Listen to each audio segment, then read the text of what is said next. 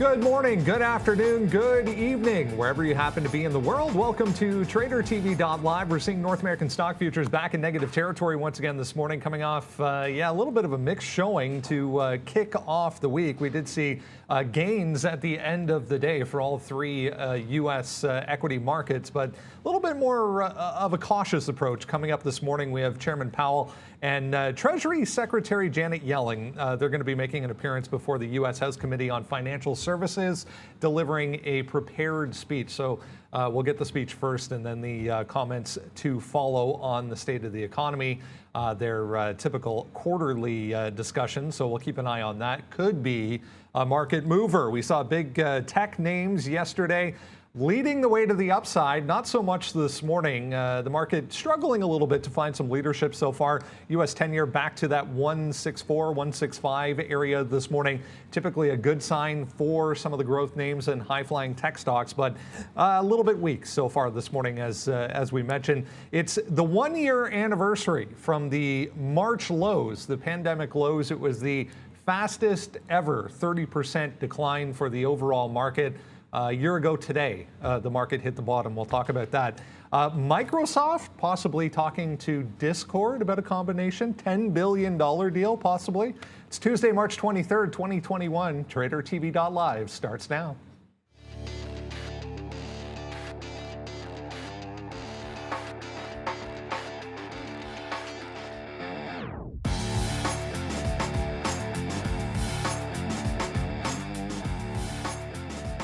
There we go. Look at U.S. equity futures. As we mentioned, the Dow and S&P both to the downside at this point. NASDAQ trying to get back into positive territory here. TSX futures here in Toronto, 0.13% to the downside. You can see Brazil's open down 1%. Bitcoin, bouncing this morning. We did get back above 60,000 overnight. It has come off since then. Crude oil down 4%. Big move down so far for energy markets to kick things off, and gold trading little change to start things off so far. Good morning, guys. It is a Tuesday morning, going to be an interesting day. We have lots of individual movers to start things off so far this morning, but I guess the bigger story from a higher perspective here was 1 year ago today, guys. We hit the March lows, as we've been referring to them. Ever since then, 80+% now back higher since those March lows. But 1 year ago today was the bottom. Wow, it's crazy because it actually feels like it feels like it's gone by so fast, and it's interesting that it's about a year. Pulled out a spring jacket yesterday and found an old mask in the pocket. So I guess that tells me all I need to know about how that last year is gone. So quickly threw that one out. I mean, obviously you're going to talk about some of those lows, and of course, our futures chart is going to be a pain in the butt because it doesn't go all the way back. But it's really about how rapid the recovery was, I think. And I think really that's what I think caught a lot of people off guard. But anytime you have like the most rapid move to the downside, like you did, and that was the quickest drop that you had actually ever seen on record for it to go down 30% like that, and that's why you probably saw such a sharp move back to the upside. The interesting thing about today, in terms of what we're seeing with the markets, is you said, Brendan, you had that little bit of, I guess, reprieve on the 10-year, sort of leveling off in that 165 range, and the tech's still looking a little bit weak.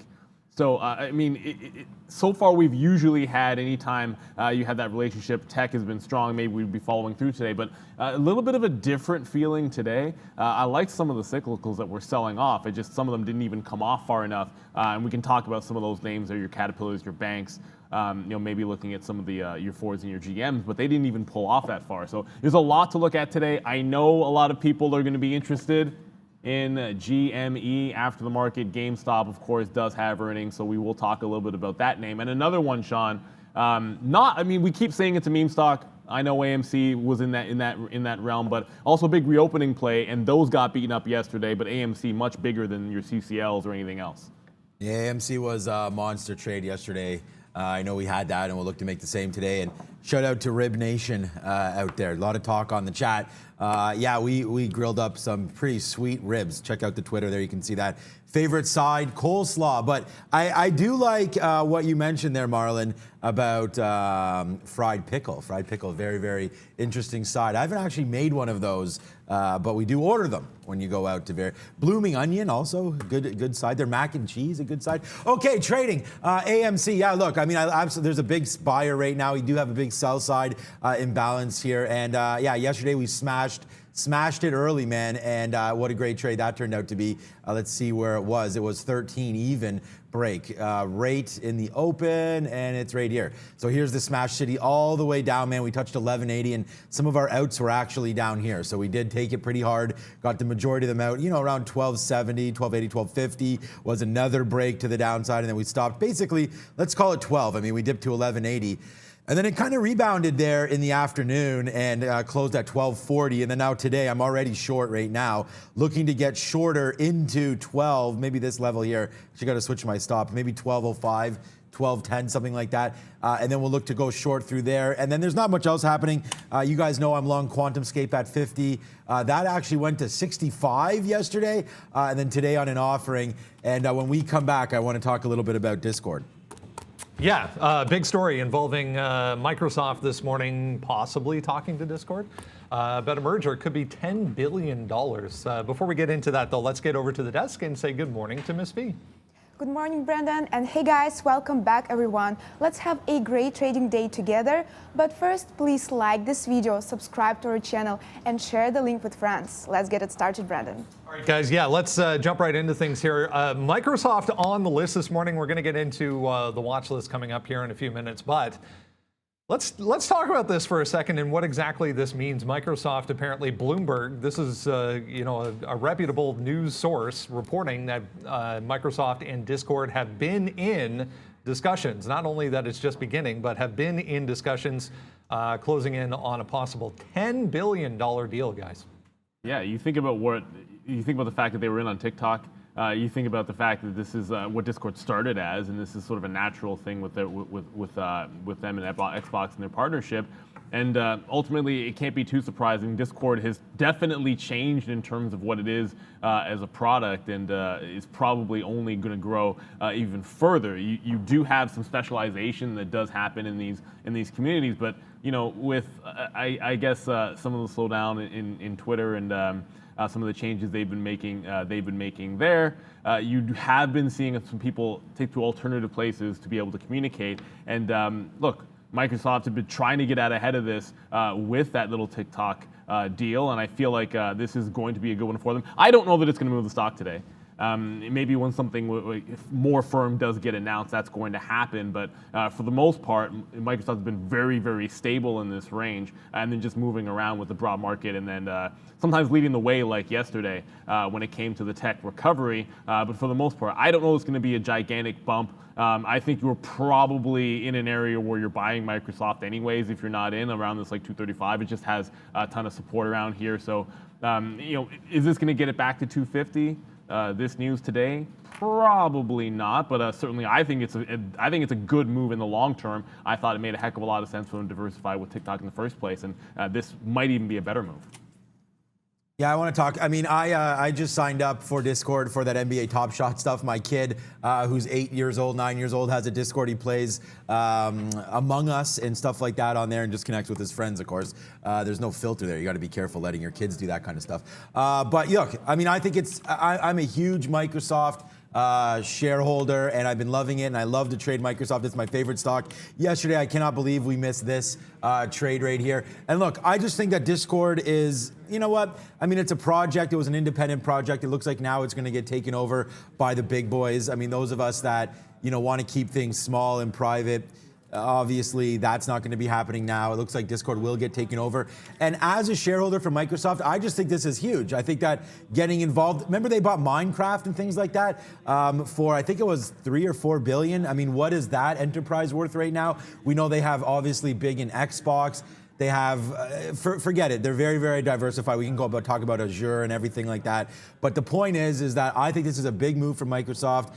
getting into the gaming side of things and more into whatever. Discord's not just gaming, right? It's connecting, and you guys probably know what it's all about. People use it for trading platforms, for discussion, forums, and just connecting with people. So I like the move. I think it costs more to probably build something than it would be to buy a Discord. And hey, when you're a big company like Microsoft, $10 billion is like the move that's probably going to happen here in the first 15 seconds. So this is a very, very small amount of money for something that I believe is a game changer for them. So let's just wait to see if it does come through. Obviously, New York Times seems like when there's smoke, sometimes there's fire. So I do expect this to get done. You can't do anything about it. Discord's not a public company. So we'll just add that to Microsoft's portfolio. And in my opinion, you buy more softy on this news, baby. All right, guys, let's talk about crypto a little bit here. We are moving back to the downside, back around that 55,000. We did get above 60, though, late yesterday and into the overnight session. Little headline here on Silvergate announcing Coinbase custody as a provider for Bitcoin collateralized US dollar loans. So you can, I guess, put your Bitcoin up for a loan now as collateral. From SI. Not a big move on the stock, but what do we do with crypto stocks here? Yeah, well, I mean, in this one in particular, I think that was sort of, anticipated that's the way that Silvergate would eventually go. So you're really not going to see it move. I was just noticing a bit of a pullback overall in spot. I think the reason why, maybe that positive news is the reason why Silvergate's going to be flat on that, because usually if we were getting a pullback, I would have expected Silvergate to be trading down a few percentage points. And just on the off chance, and we talked about this a little bit yesterday, whenever there are these little, corrections, sell-offs, depending on your personal vernacular, I tend to call them like little pullbacks. Of course, if Mara would actually pull up the daily chart there, doesn't really want to. It's only down like 0.5%, but when these get a little bit deeper, like say like testing a 50,000 or so, just always remember that whether you're looking at your Riots or your Maras, that you're likely to get an oversized move back in. As I showed there, Silvergate does happen to be up a little bit, and it could be because of that news. But that doesn't necessarily change the nature of the relationship, that some of these are going to move a little bit more rapidly. And it plays both ways, too, because if you get a bounce off a technical level, sometimes you can have that overextended trade, maybe through, just as an example, I'm just throwing it out there. Let's say 50,000 were to get breached or tested, and then you're breaking through like a Mara 35, like last week's lows. A lot of times you might be able to catch that retracement if there is a bounce. I've been able to do that like once months ago, but certainly that's a trade worth looking at if you can time it right and you are watching those along with the spot price. So if you choose to trade the equities, just keep in mind that relationship. Overall, it usually is a little bit better if you can find something directly related, whether it's your GPTCs or we talked about BTCC here in Canada. If you can invest in that, I think that's a good look too. But trading in some of these stocks can be wild. There's opportunities to be had. Make sure you're watching those key technical levels on spot.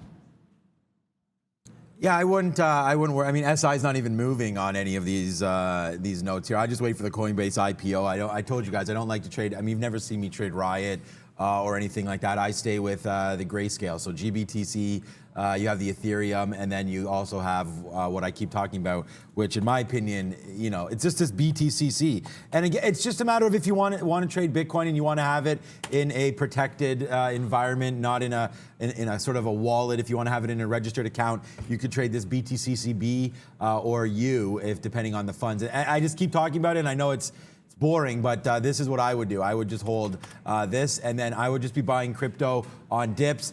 We talked about it with Mark Roberts yesterday. He said 5%. I think it was a question in our Q&A yesterday for members. He said 5%.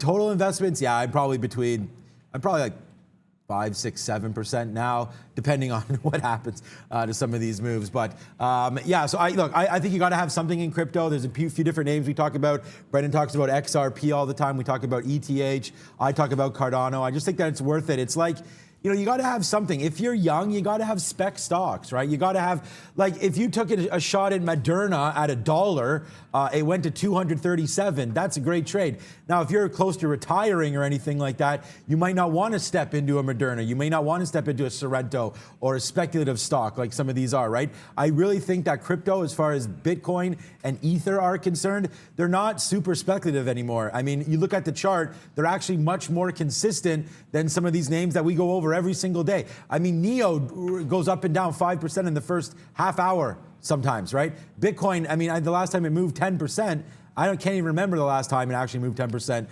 in a day. I mean, top to bottom, maybe when I'm sleeping or something like that. But, generally speaking, Bitcoin is hovering between, I mean, look, I have the chart right here. Bitcoin's just hovering right now. I mean, this is a minute chart, but if we go to a daily chart here, I mean, where is the 10% move is like top to bottom here. That's 60 down to 55 in about 2 or 3 weeks here. So it's not super volatile right now, and I guess that's why they can take it against US dollar loans. I mean, that makes sense. There, it's easy to sort of mitigate the risk now with Bitcoin, and I think that as banks start to figure this out, that's exactly what they'll do. Because, Brendan, I'll tell you, a lot of the traders of Bitcoin aren't getting rid of their Bitcoin. So what they're going to do, what they're trying to do, is leverage some of what, because we know people, I know people that have made, hundreds of thousands, millions of dollars trading Bitcoin, and they still hold it. So how can they liquidate that and buy a house, right? So what they're trying to do is to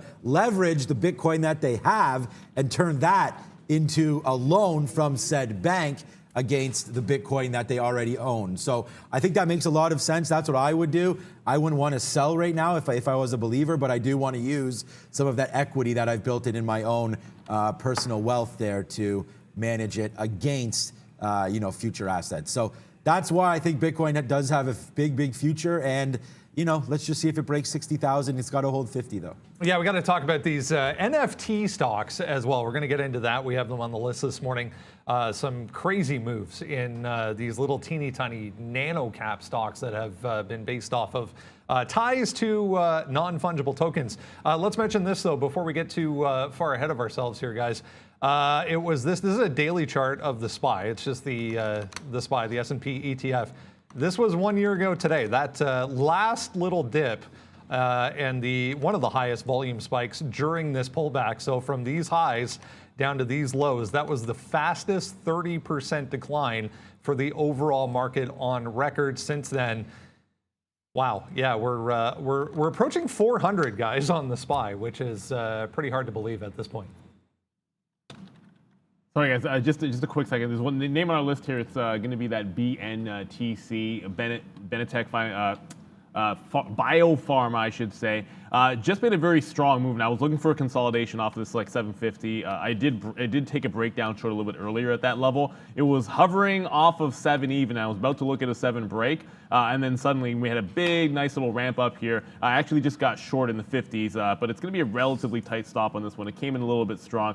It's far enough away from 930 that it doesn't really, it's not like against my rules to get into a short like this. I wouldn't be selling into something if this was like 920, 925 or so. But just a bit of a push there in BNTC. It showed a ton of strength. I sort of waited for it to fail off of 850 before I tried and failed at one short there. And then had what I thought was going to be the good one at 750 before. And then that came back on me. So this is back at this 750 range. So BNTC, probably going to be pretty active in this name. It's done 12 million shares. It is on our watch list, but just wanted to jump into this one because could get stopped out. A very, very tight stop here, at least at this time of day on BNTC, but I won't be done with this one by a long shot.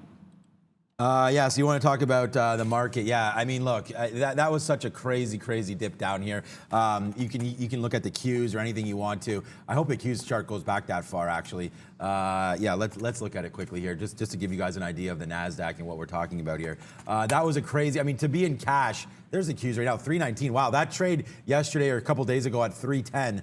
Oh man, I gotta look back at the Qs. We did talk about that a little while ago. This was the NASDAQ bottom, 163 and change. I remember clearly buying Square, buying Tesla and all that in all this. Like I bought Tesla at $235 pre-split down here. We could show you that chart. That was absolutely insane. And then, I mean, look at this run back. I mean, you're doubled up, right? So basically from the NASDAQ bottom, 165, up to 340. So that's a clean double there.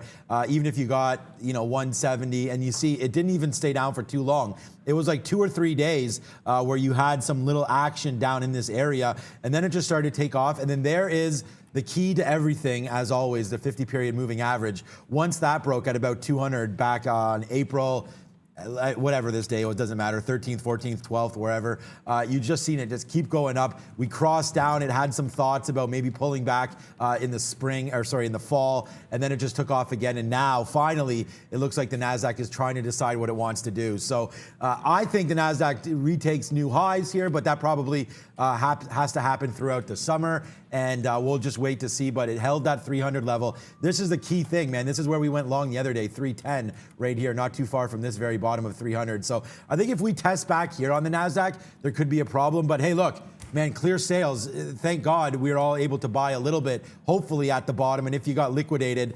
hopefully you're able to get back in at some point here. But it just goes to show you anything can happen. We had a monster run. Like the Qs weren't even, we started off super, super low, got to 235 all the way back down. So could we have another kind of a crash? Maybe we just had it, 337 down to 300, right? That's that 10, almost, just a little over 10% of a pullback, retrace right back up. So the only stock I'm in right now is AMC, but I think that we could have a short day today.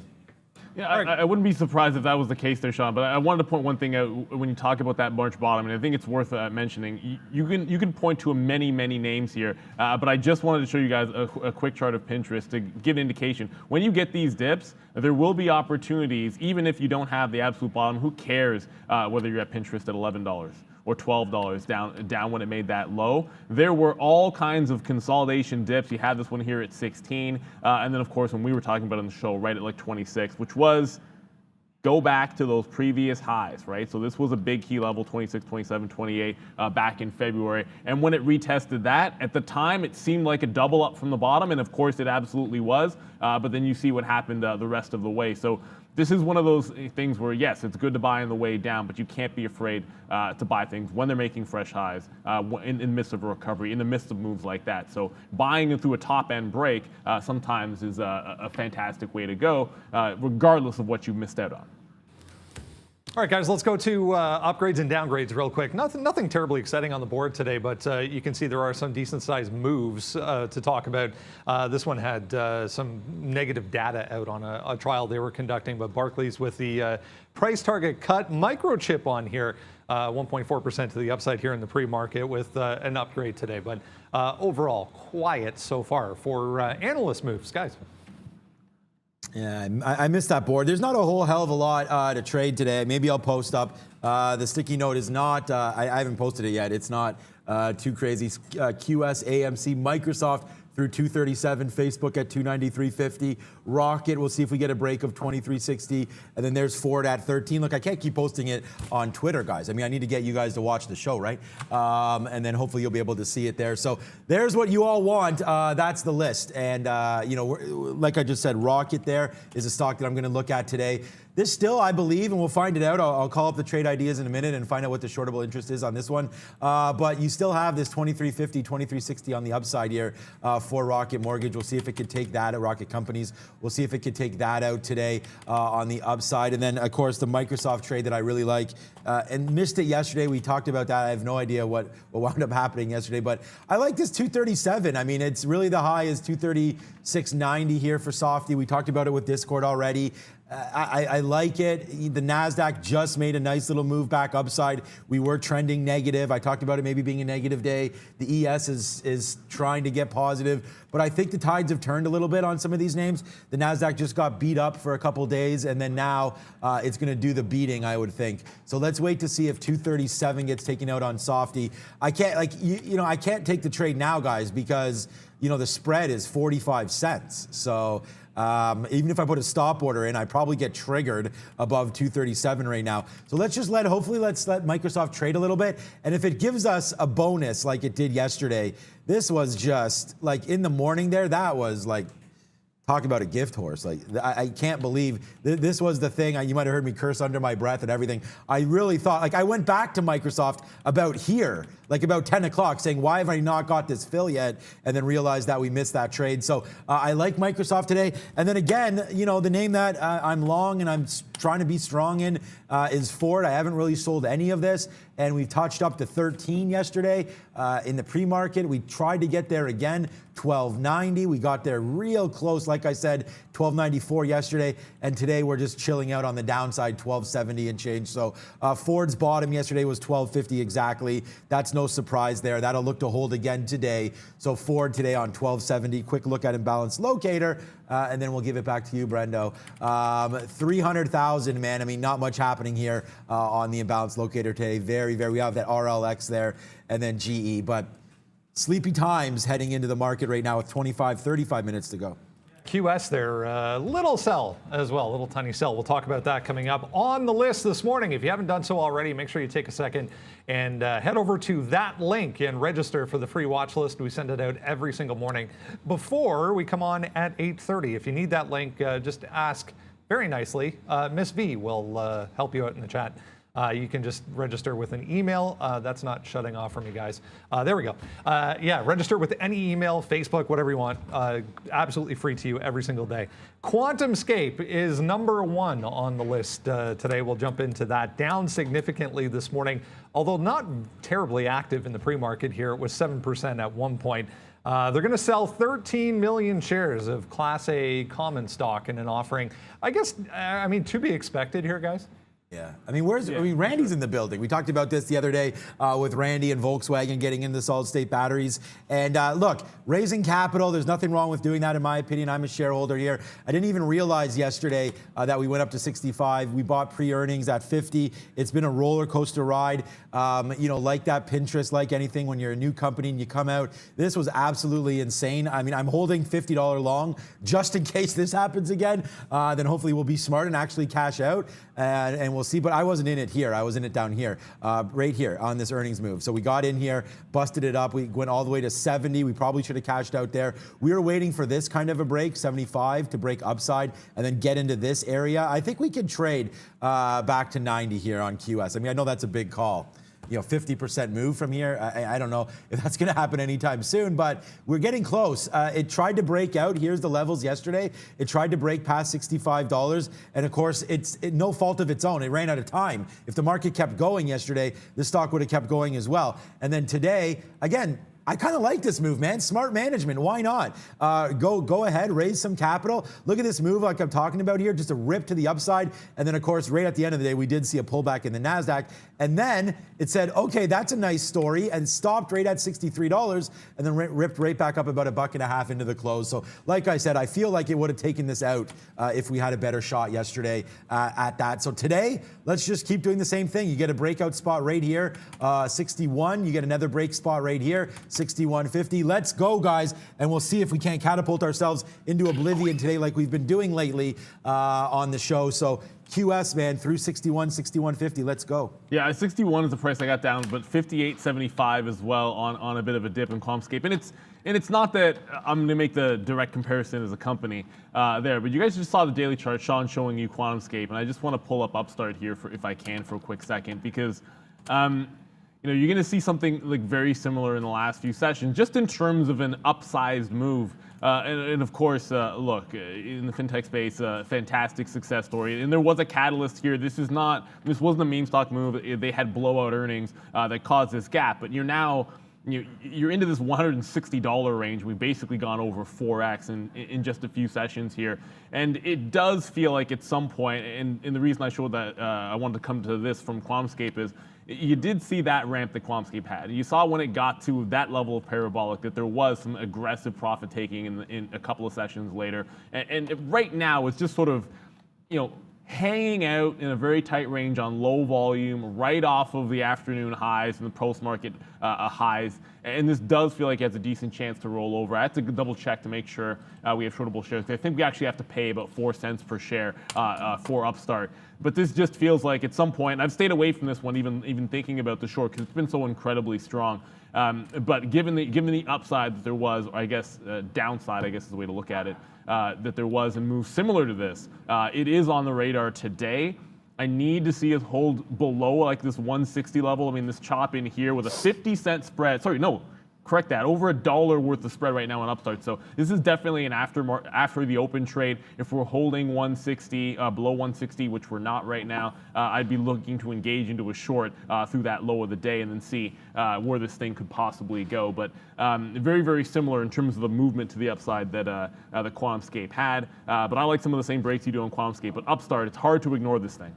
Right, we'll go over to AMC Entertainment here.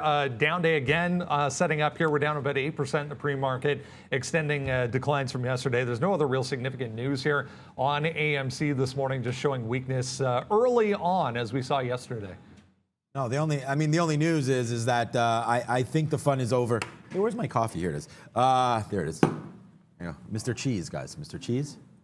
Okay, you know what? Look, yesterday we crushed it. It was the best trade, I think, yesterday, down through 13, all the way down. We absolutely hammered this one. I know Brendan had this. I think we all had this one, breaking through 13, then breaking through 1250 again, and just bang to the downside there. It was a great trade early. People dumped their stock. And look, I mean, we expired with options last week. We know that already. That was the big witching. I think there was a lot of people holding out hope for that. And AMC did run. It did make the move. You guys, everyone won. I mean, AMC was one of the stocks that people won on, because if you were trying to go long here, like, okay, so the memes, you know, all this crazy stuff happened. GameStop, we know that, went up to 26. I was holder of calls. This was a great trade. And then all the way back down again here. And then I think people started to load up again in this area, 6, 7, 8, 9, 10, anywhere around here. And then you got that bump up into weekend last week, right? Into that March 19th options expiration. Then now it's all the way back down. So anybody holding the bag right now is exactly doing that. And I look out for this 10 level to hold. We'll see if that can hold. It's going to try to, I think we'll see if it tests 11 again. It didn't get that low yesterday. It got as low as 1170 here. So let's just wait to see. That's right where we're at right now. We just took a nice little short, 1190. It's right here. I mean, on my average price, I think, yeah, 80, it's on the board, 87. So we took out a little bit there at 80.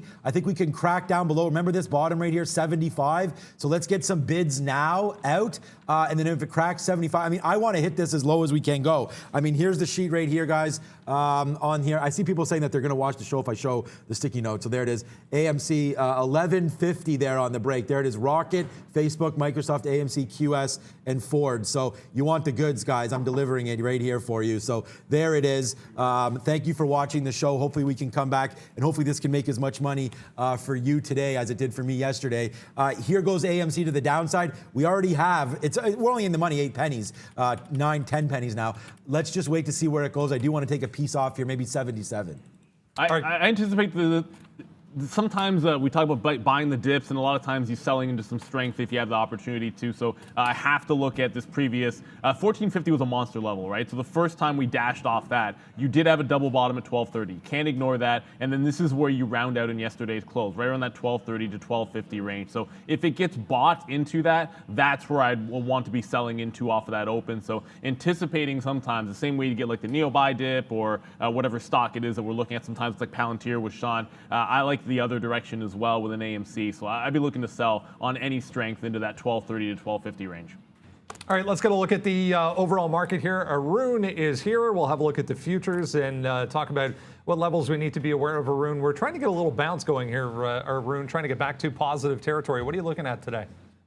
You know, we're in an interesting spot. We are pretty much in the same area from yesterday, that 39.15. I had mentioned 39.15 to 39.40. Yesterday, once we got above 39.40, though, it was a little weak. So to me, that looks like that level, the top end of that level or that range has slid a little bit. So the top is now 39.45. To me, that's still resistance up here. So 39.15 going up to 39.45. I'm going to be looking to find some shorts. Any sign of some weak activity up here, anywhere from here, we're at 21 right now, 39.21.50 is where we're trading. Anywhere from now all the way up to 39.45, any sign of weak activity, especially around the 39.25, because I noticed yesterday around 39.25 into 39.30, there was a lot of selling. And yesterday it was a battle of sellers that were big sellers versus systematic buying, which would be program buying.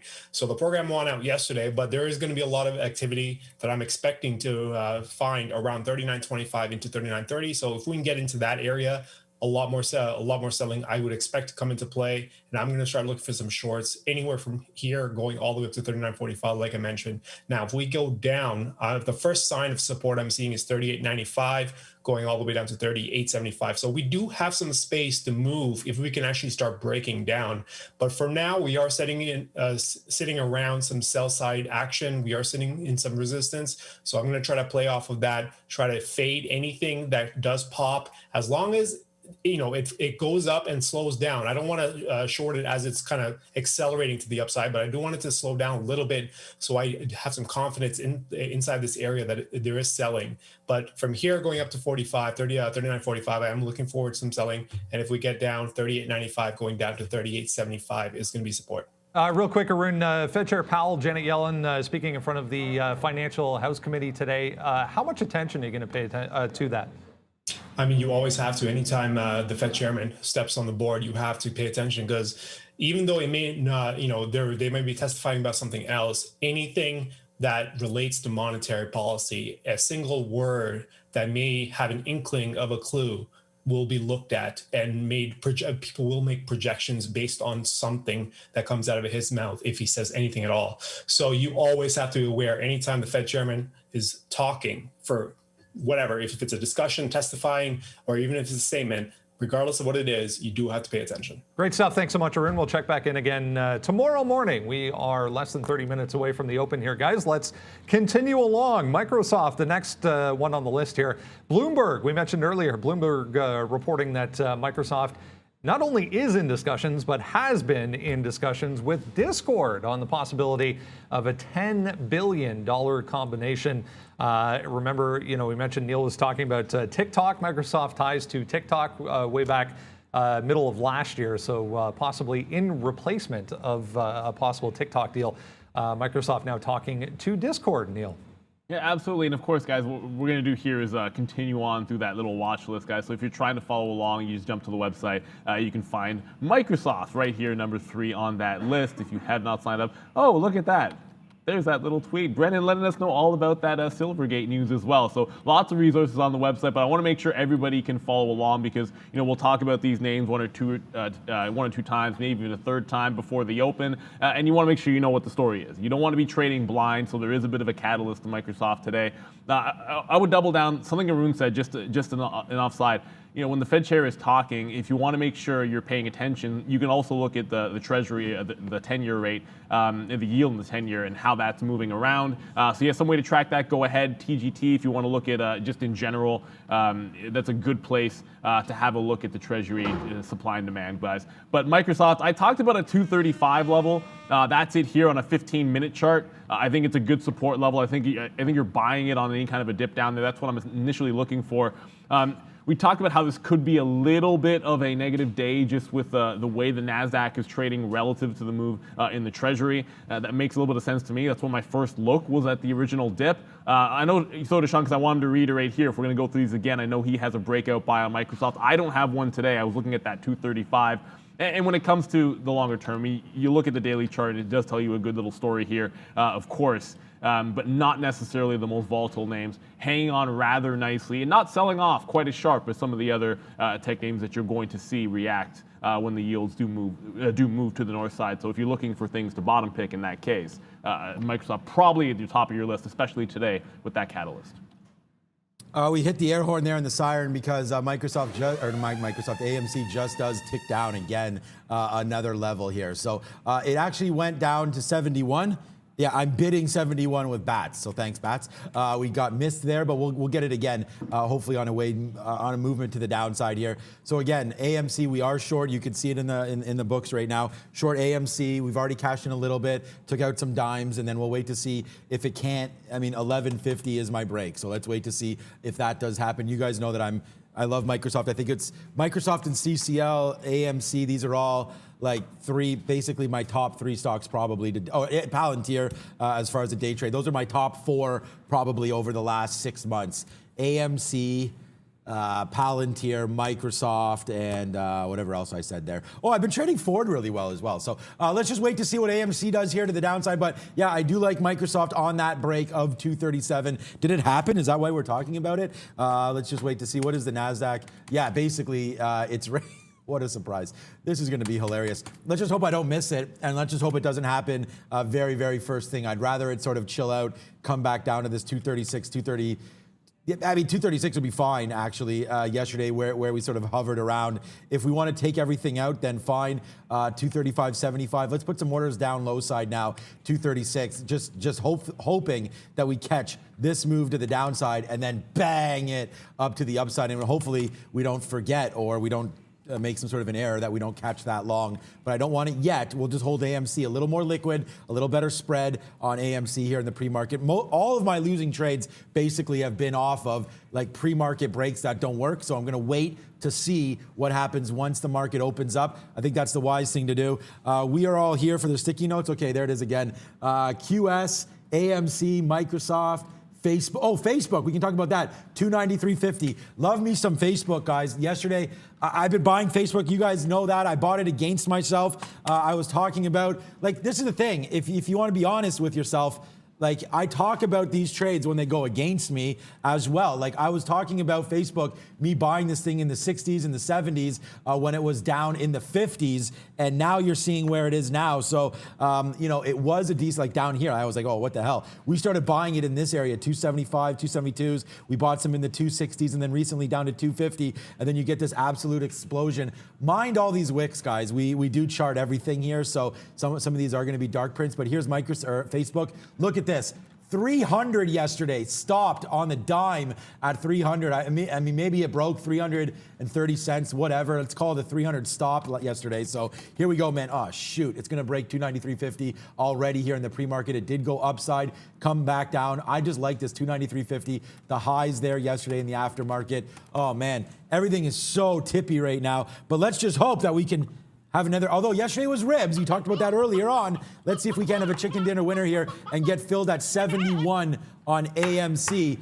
If you're watching this, wife, let's have wings tonight. How does that sound? All right, guys, let's go to the NFT group. It's hard to ignore these stocks after the past couple of days. Just been straight to the upside. I just brought up this Takung Art, little Chinese company, TKAT again. Yeah, 26.5% here as we speak. This daily chart is, yeah, pretty much straight to the upside, guys. For TKAT, there's that OCG. YVR is another one. Lots of these to look at now.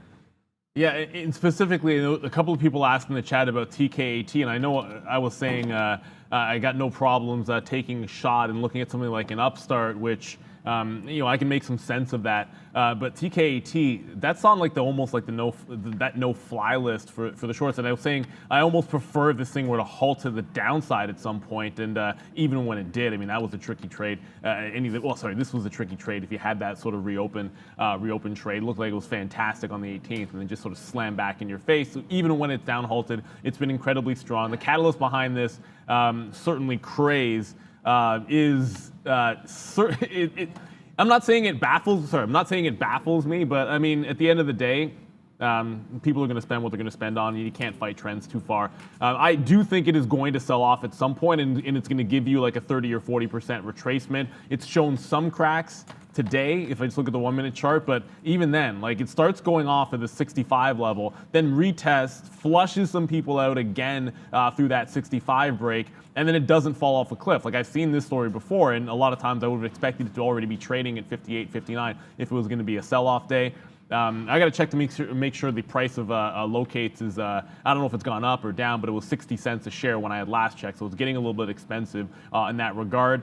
There's some signs that the crack is today. I do feel like if it does make a big move to the downside, you're looking to defend, if you're defending along, you'd be looking to defend either multiple halts down or that 49 to 50 area where it closed. Otherwise, 65 is about the only thing that you can play off with certainty for me. So I can't short it at 60, 61, and I want to give away like $4 or $5, and I got to check on the pay for shorts. I'd feel much more comfortable trading Upstart today than trying to short this particular name, even though it does look like it's showing more weakness than Upstart.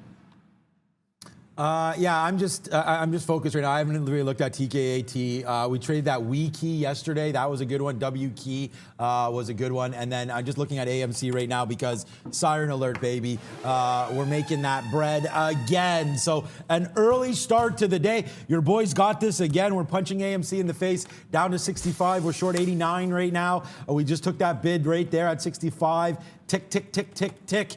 And then eventually, guys, we're expecting I don't know, where's my boom? Where's my boom? Where's my boom? I have no idea where it is. Boom, tick, tick, tick. And then hopefully this can happen for us eventually. And we go to the downside. Watch out for that 1150 area coming on AMC. But we did it again, guys. All right, let's go to Tesla, guys. It gave back the entire day's range in the last 90 minutes of the day. You can see if we have a look at yesterday's chart. Just came off right from midday here. We tagged 700 or just about 700 all the way back to 670 by the close yesterday, straight to the downside after Cathie Wood said 3,000 by 2025. I mean, no additional news today, but we are looking a little more positive today. Yeah, I mean, there's slight talk about some issues with their solar roofs, but that's in fires. That's sort of a bit of an old story that they're dealing with, and a bit of a whistleblower as well. I don't know if that's any kind of a catalyst today. The Chinese EV names are all to the downside because the exempt list, some of the tax exempt list, some names came off of that list. That put pressure on Li Auto and across the board. So I guess NIO's moving to the downside as well, and XPeng. But I think specifically it was affecting Li Auto, and Tesla's up anyways. Now, look, we talk about missed opportunity as well. We went through our preparation yesterday. I was looking at a 685 break on Tesla into that 700. We've talked about 700 over and over again. Of course, if you had it, fantastic. We were looking at some shorts at that particular time right at the open. So AMC and CCL was a great one as well.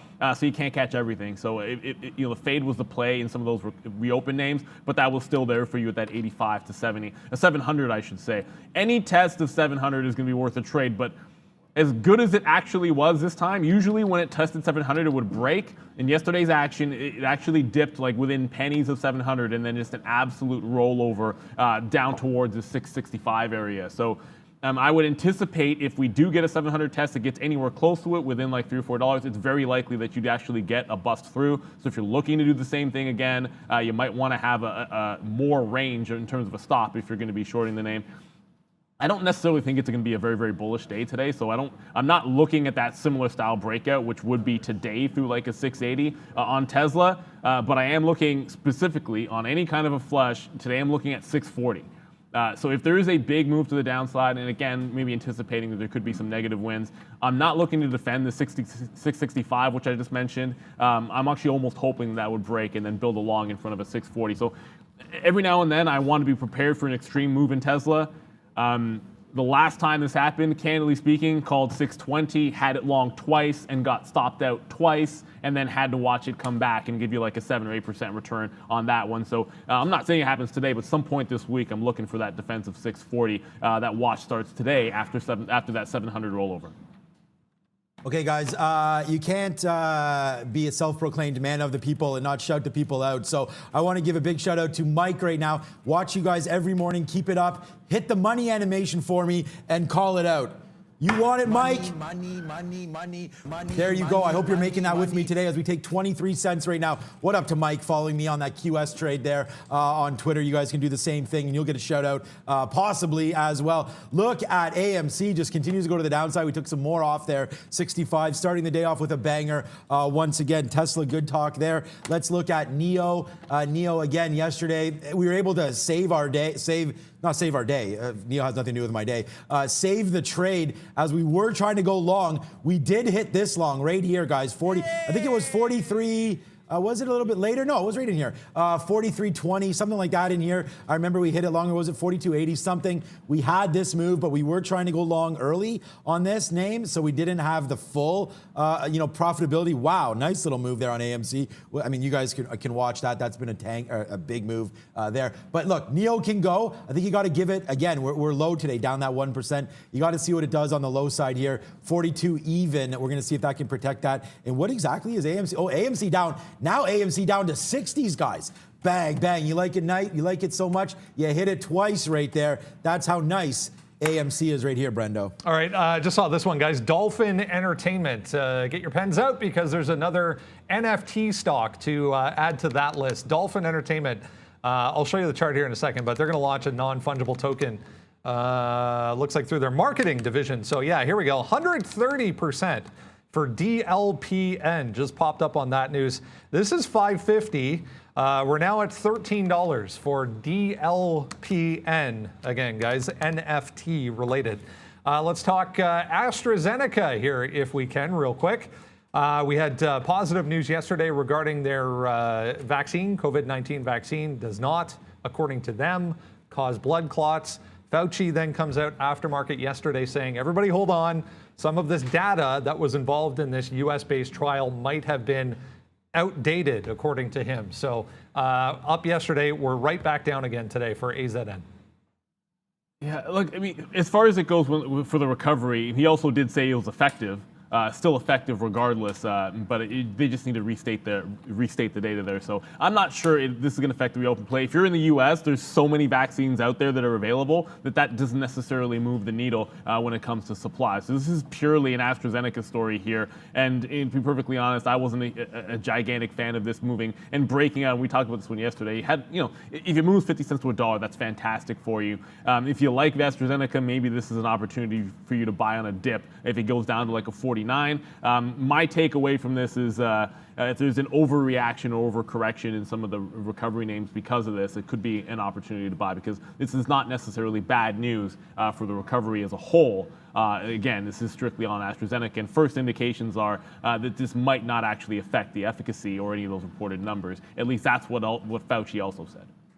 Guys, we're here talking about trading. Yesterday, look at this move, guys. It was on the sheet yesterday. AZN 50-50, guys. And I believe Neil's 100% right, man. There's going to be a glut of vaccines. So I don't think you play AstraZeneca because, they're able to produce so much and blah, blah, blah, blah, blah. The blood clots, like Neil just mentioned, there's 0% in the U.S., so thanks for coming out. But look at this trade. We gave you 50-50 yesterday. We hammered it, man. It went up 25 cents.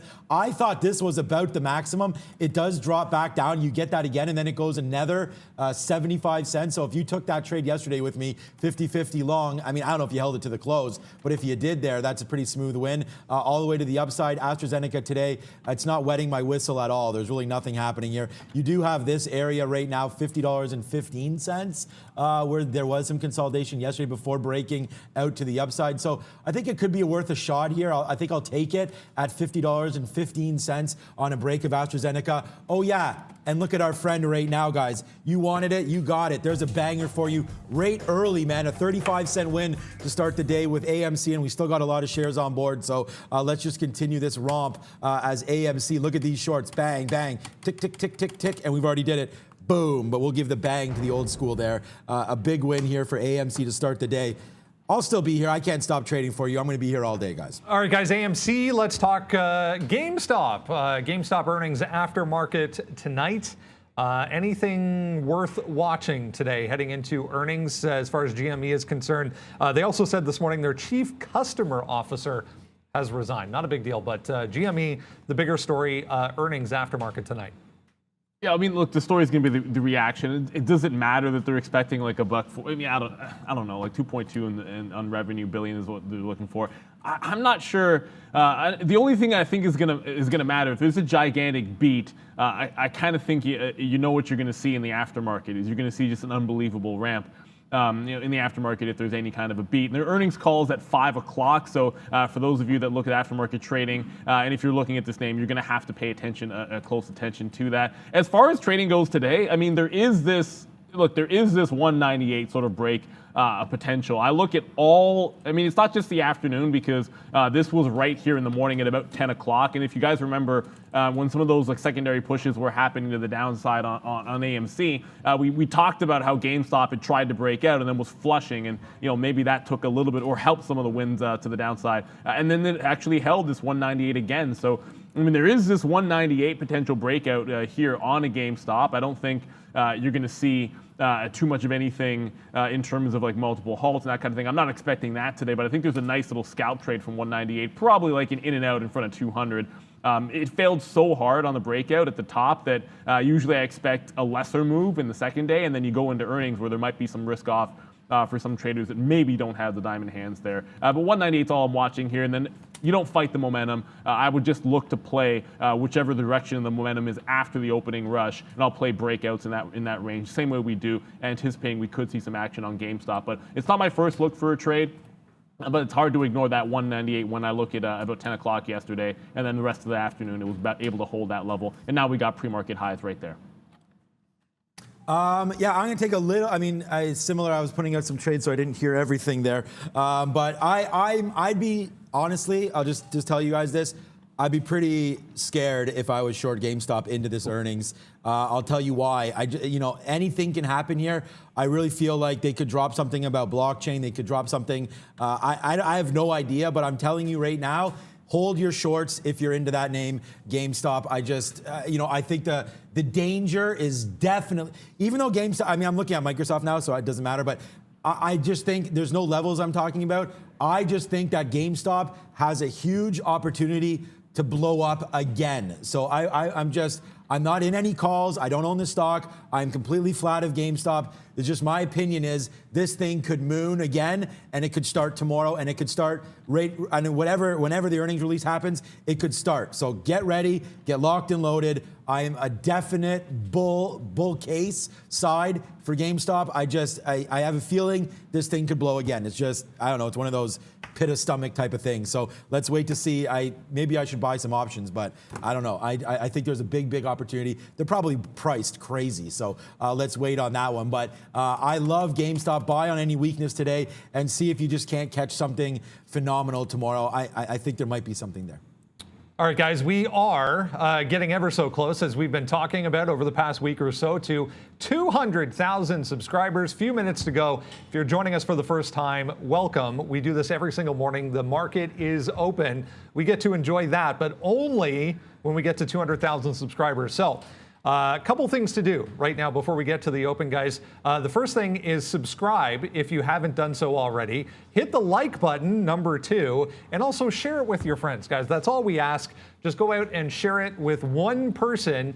If you like what we're doing here, let somebody else know and bring them along tomorrow as well. I wanted to show you one more little one before we get to the open here. A couple more minutes. Yeah, this PSTV, they had a drug distribution deal they announced this morning. So it was all the way up here at 5 on the initial bump. This thing is by far the weakest of these little ones moving in the pre-market. There's a 350 pivot it just put in. Above that, 380, and then 425 was that last little resistance spot, guys, for PSTV. Oh, it's the weakest? Yeah, you could probably make that argument. SNMP, which is also, oddly enough, it's called Evolve Transition, but anyways, a bit of a weird name. I think it's nearly as weak because it actually got cut in half here from like a 310 ramp. There was a slight story about an MOU and possibly gaining some business that way, but otherwise no concrete news. And this is, look, it was over 100%. It's a nano cap game, so you do have to be a little bit careful. It's done 12 million in volume. I did have one short that I should have held on to when it broke 10 even. Sorry, $2 even, and then it just rolled over through the low of the day at 175, and I got in at 70. Well, I got in a couple times for an average price of 71. So just playing off the weakness here. It's a tight enough consolidation that it's not too hard to be able to get out off of like a 190 if it makes a push the upside, or if I like a tighter stop, I can always have a look at 175 to 180 gets retaken, and if there's too much bid action, I can have a tight stop there. And it was $1 yesterday, so you think, okay, it's already come down $1.50. What are you going to do here? Well, it still has about 60 pennies to go. So I could easily get 10, 15% return, and it hasn't even put a dent into this retracement, and already starting to fall off here, guys. So I'm going to get some bids out just so we're locked and loaded, ready to go. GameStop is getting close to that 198. I like that as a breakout, but 930 breaks on GameStop, I take my profit as quickly as I can if I do happen to catch that move on GameStop. It's getting rather close, and the volume isn't tremendous, but certainly that level from yesterday looks like a good one. Happens early, Randy, around here, my friend. Look at this move, guys. We're already down 10% on AMC, short, and tick, tick, tick, tick, tick, money time. So let's just wait to see if we can't make some more trades. If you're not part of this one already, that's fine. There's going to be more to come. Trust me, we'll be here. Someone wanted the imbalance locator. Let's show that quickly. AMC, there it is on the sell side. Had nothing to do with my decision. You guys know that. XOM there. GE, not much. Palantir, you can lay an egg right now. It's not doing anything. A lot of these names not doing anything. All sell side. Some A hat there. I don't know what that is. What? No. No, I did hear that bell as well, Brendan, so you're not going crazy. But that must have been some of a commercial. Oh, 1 year since market hits bottom. That's what they were doing. Okay, RLX, yeah. Don't, Brendan, slow down. I just look at the time. You just ring bells randomly. 28.50, so let's just continue our review there. But yeah, that was a little scary there. I was like, why is nothing moving? I did hear the bell. Okay, oh, damn it. Facebook has that tick.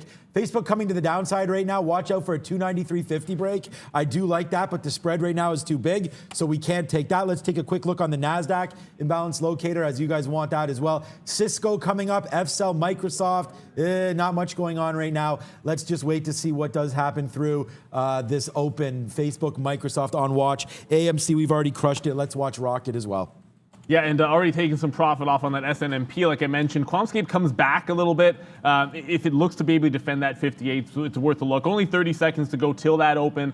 61 pre-market high might be at like 60, 68, but I think we were both looking at the same chart that showed you that 61 breakout for Quantumscape. Watching GameStop through 198, and of course, this is like third day in a row that we got that Ford 13 watch, or like fourth day in a row, something along those lines. I'm going to assume it's Randy on the bell because Miss V is beside me, so.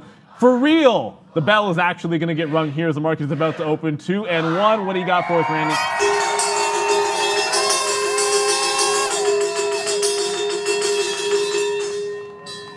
Yeah, that's loud.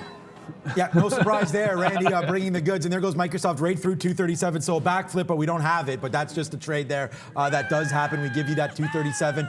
It breaks, and it breaks faces, man. Straight up a buck right now on Microsoft. Okay, we do have an AstraZeneca break through 50.19. It was 50.15. We did get that very high. I wish we would have got a little lower on that one. So we are into AstraZeneca. We're into QS, Quantumscape now. And then where's Facebook? A quick little look on Facebook. 294 right now. Looks like it wants to break as well. Look at the NASDAQ coming down, though, guys. Oh, and of course, GameStop's going to be, that's not even a good trigger. So if I get a trigger that I don't like, I'm going to get out of it right away. But 198 briefly broke. I get the position. I'm immediately out at like a 70, the 96, like 80 or so, something around that range. It didn't go for me. So I said to be in and out rather fast. Unfortunately, we're 0 for 1 on GameStop going long side. We're probably not done with it because of earnings tomorrow. But SNMP is sort of working. I'm going to show you guys. I had bids all the way down into the 130s, but starting to get filled 60s, 50s, 150 even about to get taken out. We're short here at 170. Just to finally get to that one, get to Quantumscape here because it's on the march to the upside. Hasn't broken 61 yet, but it just bounced $1.20, so that one's getting close. Yeah, we're already in Quantumscape, and it's a nice so far, but we'll see. Not really doing anything. 60.12 right now we're in on Quantumscape. Watch out, man. The market's starting to come in. We do have Softy here, though. We'll take off a piece. We're long Softy right now. 65. It's up to 82. We'll see if that one wants to keep going. So a nice trade here for Microsoft as well. AMC, man, we gave you that one. And spin it. Because we are still, we're trading like we stole something here on this name here. AMC, straight to the downside, cash it out at 31, guys. Let's just keep the party going. Quantumscape, 15 cents in the money, but we got to absorb this NASDAQ move down here as Microsoft. We're still long that name, and we're long AstraZeneca as well. Yeah, and speaking of Softy on that little break, looks like it is trying to sustain to that 238. Now, GameStop did break 198 again, and I'm watching a 200 level. I want to take the break at 200 if I'm playing direction. I said I would go with whichever way it went, but I'd be looking to see if there's any pullback because I just saw the market come in a little bit, and I expected Microsoft to give you a bit of a dip buy. So next look is not going to be Softy there as I went to the chart. Unfortunately, it's going to have to be, once again, back to that GME. Fool me once, shame on me. Fool me twice. You know how that saying goes. But 200 is a level I'm not going to ignore. Okay, so we're out now. We're just going to hold a very, very small amount of AMC and just see what happens now. Microsoft, there it is, man. Yeah, I don't know what to hit anymore. Let's just slay it. There it goes. See ya, Dragon. We talked about it going long at 237. You guys know what's good. We've already given you that list right here. So there it goes, straight to the upside. And now 70-cent winner on my bat-in. So it's like $1.50 right now if it keeps going upside there. QS fading a little bit. We're very, very light. We don't take that strong off the open. You guys know that. So now QS comes back in. We need to find find a level where we can actually start to take some shares. So QS down on that offering today. That bottom 58.50, guys. Let's go long now. Oh yeah, speaking of Quantscape and some of the other faster moving names here, I just want to come back, if I can, over to that SNMP, which has been so far good, but 150 has now held a couple of times. It does feel like to me if we bounce off 150 again, I got to look for a reload, and my reload is likely to be up and around this like 165 range in front of that 170 entry that we had before, just anticipating that it might come back against me here. It is the winner that we have on, and of course GameStop, I am still going to be monitoring that one as well. And then to go to, where are you, that BNTC, this is showing some strength here. I tried a couple of shorts. Look, I talked about this one. I had a tight stop on that rollover. Look how good it would have been through that 7. I shorted 750 once. I shorted 750 twice. If it pops into that range, I'm likely to take it one more time through that price. But for now, I'm looking right here at that 675 break, sorry, 680 break. If we take that to the downside, I'd rather punch it down. Tried fading into it a couple of times, and I think the breakdown could be the trade. Starting to show some cracks despite how strong it was previously. Okay, guys. Yeah, not that kind of crack, Randy. Looking to the upside here, up that 1% now. Microsoft, tick, tick, tick, tick, tick. We talked about this one, man. A couple monsters for us today. And you want to talk about a monster? I told you I was out of AMC, and look, it goes up. So we just basically picked the exact bottom there on AMC. Maybe it's a reload to the short side. What's up, Bren? TME, guys. We talked about 10-cent music here. 1.5% just popped up on volume. So the initial print was actually to the downside. We got down to 30 here, but it's been nothing but higher ever since then. TME running, guys. All right, just getting some orders set up. We did go short again on AMC, put our money where our mouth is, and let's just see what happens right now on another short of AMC. We just took it right there at 65. So if we could bank it again, guys, feeling like this today a little bit with some of these trades. Let's just wait to see if it can cash in now. We'll wait. It has to break through 59. We could wind up losing, so let's wait to see. About 11, like this kind of an out up here, 1185 or so should be a decent out there. There goes Rocket Mortgage. We're taking a shot now. 2362. We talked about that one. Here it is on the board, 2360. We got to take it if we believe in it. So there it goes. Let's go Rocket Mortgage to the upside. Rocket Companies. Yeah, Rocket Companies, yeah, Michigan State, my team, actually now sponsored by them. GameStop through 200, literally for like a 20-cent hit, just got in and out of that one. But a BNTC, I talked about the breakdown instead of the round-out trade. Well, it could have rounded out in front of 750, but beggars can't be choosers. I just got into it at 665. There is this level down here, pre-market, down around 6 to 612. So that would be a bit of a target range for me to get out of that short as an ultimate target. I'm going to be all over that. QuantumScape is holding the low for now. It's held that bottom at 58.65. I wanted to see it round that out. Now I'm going to try to go long in front of it. It's right at 59 in the teens. That's where my bids are to try and catch that long off 58.60, which is low of day. Alert, alert, alert. It is time. It is hammer time. As look at this stock. Facebook, bang, $2 right away in the money. 2 times daily goal already hit. Microsoft in the money, $1.50. Facebook in the money, $1.50. Rocket, we just took out some nice profits there, man. Man, are we rocketing and rolling today? You saw on the Twitter there that we were barbecuing up, and today we're barbecuing up the profits, guys. I gave you, I mean, what else do we want? Like, give me a reason. Like, look at it. Look at, what does Facebook say on there? Neo, 293.50, right? Look where Facebook, we just took it, 293.50 out, 295.70 there. If you want Neil to post a sticky note, say, hell yeah, we'll get some levels going on that one. What's up, Brandon? Why do we call him Martha again? I don't know. It's a Randy thing for some reason. Wise Key, guys. W Key, we're talking about those NFT stocks. This one, the first one to go here through that pre-market high. Nice look through 1240 on W Key. So finally catching a bit of a bottom here. Now, I'll get to BNTC in a second. That's like 20 cents in the money and still falling. But I wanted to get to something which is probably a little bit more volatile, potentially more volatile. Give me that QuantumScape. It bounced off the pre-market lows. Now, sometimes on a thin stock that's wild, you have to let it break the low, recover. Long in front of that recovery here. So my price now, 59.19 is going to be it. So into that one, off of the low of the day. I talked about BNTC. I got to make sure we get to this one for you guys. And again, you could have had the rollover trade. You could have had the breakdown trade. I elected to go with the breakdown. We ended up with an average price here of like a 660. It's trying to rally to the upside. You look at this previous floor at 680. This is where I want to be short in front of. If it breaks 680, you got to be considering getting in front of that 750 again. So we're in this BNTC. It's in the money for now, and I already gave you that target to the downside. SNMP is just absolutely cratering now, 25 pennies in the money. So could it go back to $1.25? I think so. 315 already to 170 where I got short, and yesterday's close well in sights at 105. But BNTC, that's the one that could move. It's a little bit stronger than that SNMP. So we're just cashing out more AMC. I mean, we talked about the reload there. It goes all the way down, and we actually didn't get any out there. I didn't even realize that's where VWAP was, 54, 55. So let's put some bids there and see if we can't cash out. I do have one at 56 now on AMC. Okay, a good out there on Microsoft. You see where we're in. Bang, bang, bang, bang, bang, bang to the upside. A good trade there. And then Facebook, man, the wild ride continues here. We got out of pretty much everything up here. It does fall back down. Now we're going to wait. I'm holding 20%, less than 20% of this Facebook trade right now. So we're long at 293.50. I still think there's more upside to go. As here it goes, back upside. And then look at Rocket Mortgages, guys. I keep saying mortgages. It's Rocket Companies there. Well, you know, the whiz on this stock for sure. We talked about that one today, breaking 23.60. So far, everything on the list is working out, except we got caught up in QuantumScape, and it's not. Yeah, that just took the low. That took me out at the bottom. So we're waiting for 57. Yeah, same thing, man. I mean, we're waiting for 57 to break, I guess, on the downside here as QuantumScape just can't get out of its own way. We did have that buyback in the offering, of shares, not buyback. I wish it was buyback. But right now it's just hovering near this bottom. I still do like the long, though, guys, on QuantumScape. So we're going to hold this and see how far. Our out's not until it breaks 57, so we still have a while to go on this one, guys. So that TKAT, I mean, showing some signs of still strength. I mean, it's unbelievable, the stock. And I said I can't get in front of it.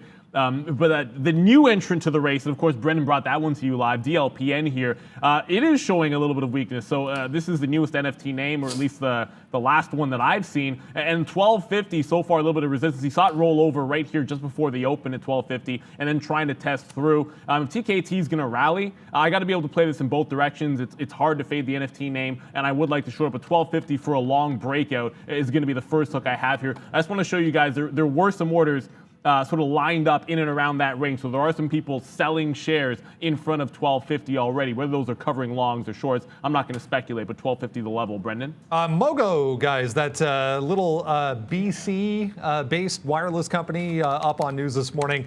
If you're checking out this one, MOGO, just a heads up, 10% already. Just took out these little highs from the pre-market there, 1125. Big volume, though. MOGO, guys. I don't have a no Canada. Do you have one? Go.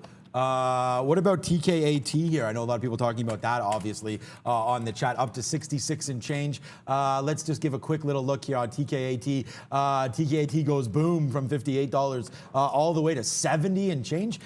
Good little move here, but yeah, not for me right now. That spread is just a little too big for me to trade now. If you want to trade in smaller shares, obviously that's the right thing to do because you have no idea where this thing is going to go. A takeout right here, man, of 68.50, and this may go boom again. That's TKAT. We did cover our AMC. We didn't have much left. We did get out there at VWAP. Oh, I got to make sure I cancel that last trade there at VWAP. I don't know. We're going to wait to see. I can't have the theory that I think GameStop has a possibility of blowing up there. And if that's the case, then I don't really want to be in AMC, as they'll probably trade very similar. But watch out for that 1150 break again on the downside. We'll probably hit that one more time on the downside. 1150. Yeah, why not? 1150 is not. It's not great, but it's not horrible on the downside again right here, that breaking spot. We'll try it one more time, 1150 short on AMC, and then we'll look probably for some longs after that.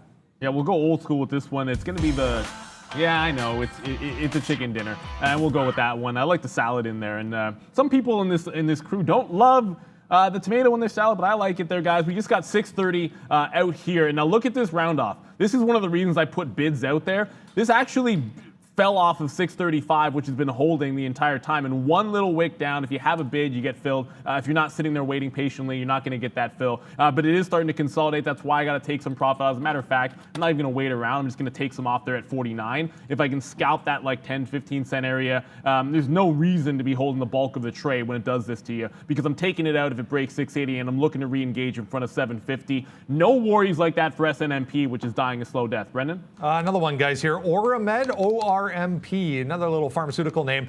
Yeah, it's already come well off the highs from the pre-market, but up on an oral insulin trial. So they're coming up with an oral version of insulin that apparently was positive, guys. There we go.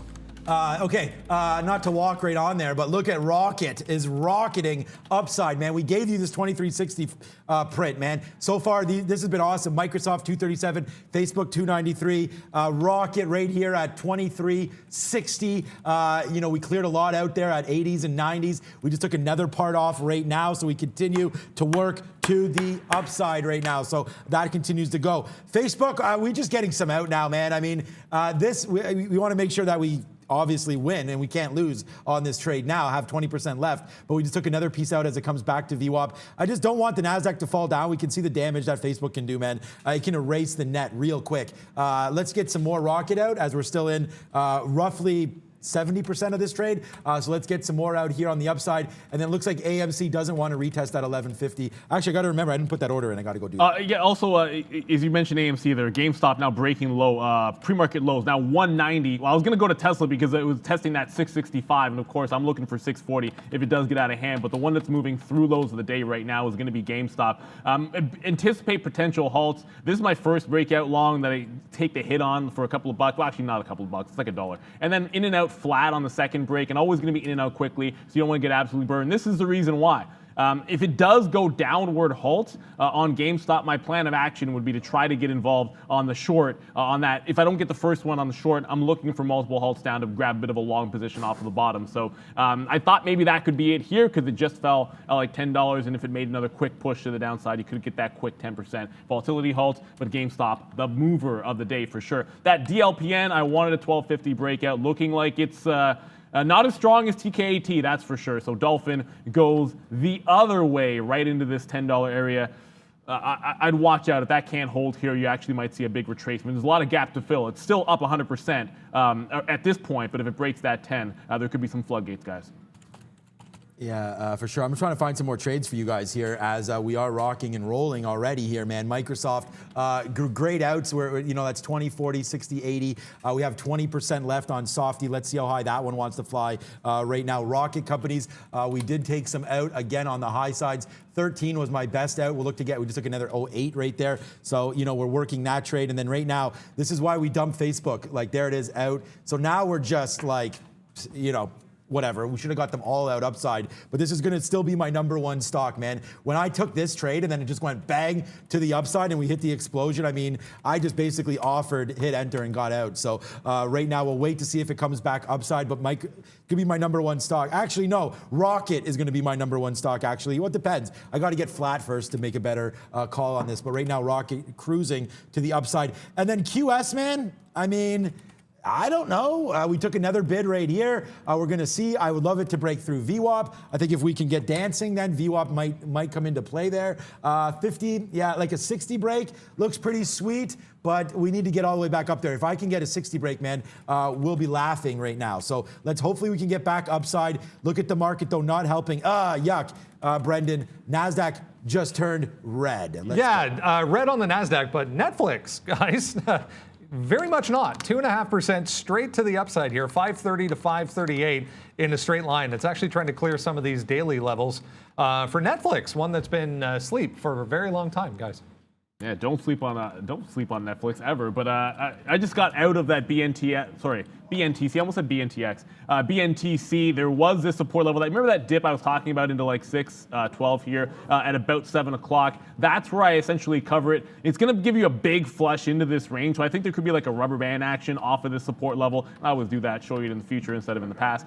But if it does give a bounce here, I do want to fade back into this one if I can. Into that 680. I don't need my stop order through the top. That's no longer going to be a concern. So this one finally going to give me that look that I wanted. Tight stops throughout. I did have some success earlier, but very, very muted here, guys. And this last short that we got wicked out on, it's going to happen to you. You got to be willing to make that top work or close to it. If this has any strength left in it, I'm going to be looking to fade it. And GameStop is holding for now that low of day. But watch out below 189 on a potential break there. It's kind of consolidating. I'd much rather see GameStop pop to short it that way for a fade, but can't ignore the fact that it cannot seem to bounce off that low. Okay, here comes QS again, guys. We just talked about that. Now it's breaking through 59. We like this level, man. We like it a lot. Maybe 59.50 on a break could be something. Let's go a little bit longer on 59.50 break. This could be a disaster play. Like if this market keep going, this could fall down like pretty badly. So I like a 59.50 break, but I'm part of me is also wondering, do we take a little bit out now that we're only out of the money now, 14 cents or whatever we are, sorry, 30 cents, well now 14 cents on QS. Here it comes. All right, let's take a 59.50 break. Brennan again. DLPN, guys, was just going to show you that halt. Everyone talking about that already. But if you missed the story, they're creating a NFT for that Dolphin Entertainment. But yeah, volatility on DLPN, guys. Right at that 1250 mark, essentially, where I was, of course, look, I cancel stop order. I'm not going to have a stop for a 1250 break if it halts at 1245. I mean, at that point, you're putting a market on open order to get in on the long if that's what you want to do. YVR is one of the other names on the watch list, so NFT craze continues. This already halted up and is now going parabolic on the reopen. And I think one of the things you should always pay attention to is, hey, in 5 minutes when we open up on Dolphin or DLPN, what is happening in YVR? Is it sustaining this move through? If this is now halted back to the downside, I'd almost play anything in DLPN as a fade above that halt price. So as long as we're screaming to the upside, I think you want to play these names all together. BNTC, watch out, that could break. If it breaks 6, I guess I should get back in that regard as well. But watch out, WVR, YVR, and DLPN, all the names in this space, when they go into halt, make sure you're watching the others before making an open play. Normally, I'd be shorting off of any weakness on a reopen, not if YVR is doing this. I wouldn't do that to DLPN. Yeah, congratulations to Joshua Jackson. I mean, Brendan, maybe you can find the date, but we had YVR on.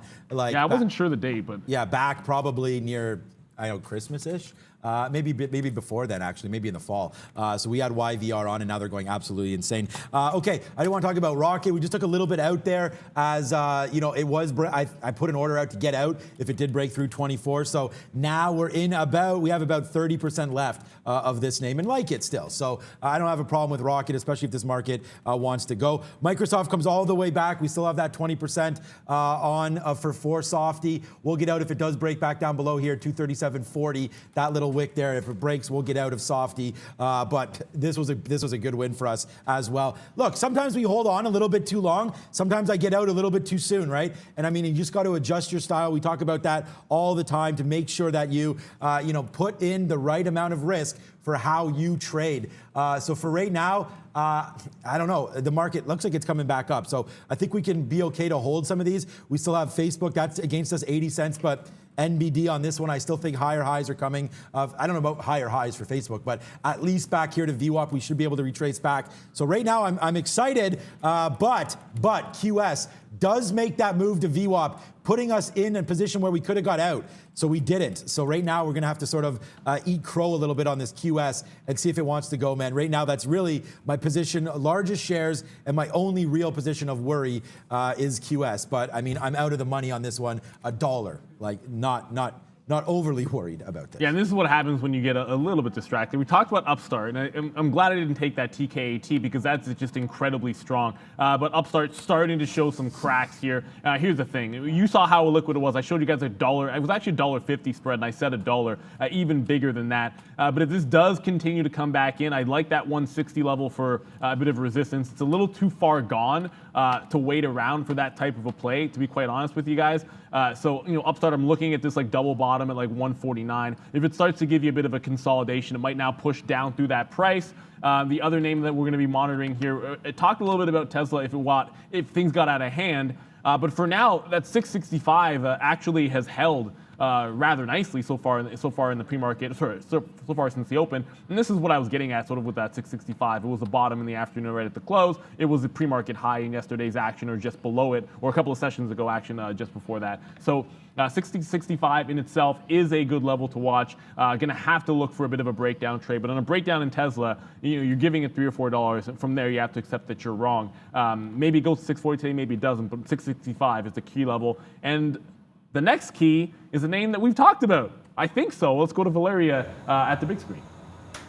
Yes, Neil, I know you already touched on YVR, but it's indeed the most popular name on the chat. Stock has been previously halted. Now it's up around 53%. And in your opinion, why so many stocks are being halted this morning, Neil?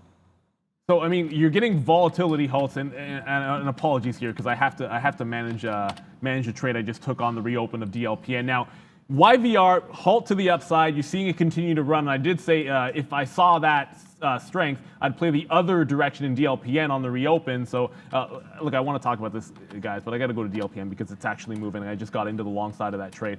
So if we can break through the top here, and I am watching YVR as well to make sure it continues the trade. I had 12.50 now was my stop to get out, so I want to risk about 30 cents or so if I can, and there it goes, like just there. So I want to make sure I was going long if I saw the strength in YVR, which I did, and then Dolphin does not work out DLPN. Now I can actually show you guys YVR. I just didn't want to. Like it's not a reasonable thing to sit there in a trade and then sort of yap on about another stock. And this is the relative strength I was kind of looking at and thinking was going to fall through for that DLPN trade. At this point, this is all about liquidity in my mind. It's about hype and it's about liquidity more than anything else. It's not about the valuation or people understanding where to price these things. That's why I've stayed away from that TKAT, at least to the short side, because it's been the strongest of the bunch. YVR, and levels don't even matter. So, I'm not even going to go to the daily chart to show you anything like that. At this point, I'm looking for halts and halts only.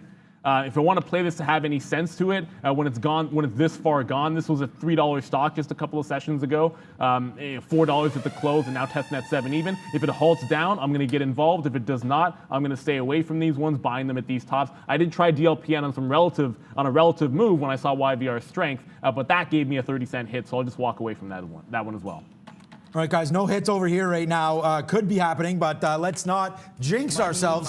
Look at Rocket. You want to talk about not taking a hit. How about taking a hot dog cannon shot right here? Look at this, guys. Bang to the upside. Like, this is a dollar winner. Like, we're not trying to mess around right now as Rocket just keeps on taking out levels, taking out highs, man. We are rocking and rolling with Rocket right now. Too many out right here, but we were not expecting this kind of a move up 7% for Rocket. Go, go, go. And another update there, we just took out Softy right there for that 67 out 27. So whatever the hell that math is, another 60-cent win there on Microsoft. Microsoft, big winner today. Facebook, monster winner today. Rocket, obviously, going to the top of the board for any of us today. Big time trade right there on Rocket to the upside. I don't know. I mean, we talked about this. The dividend paid, and now it's moving. So that was an easy trade for me. If you look at the sheet today, guys, we didn't post it up on Twitter because I want you guys to watch the show.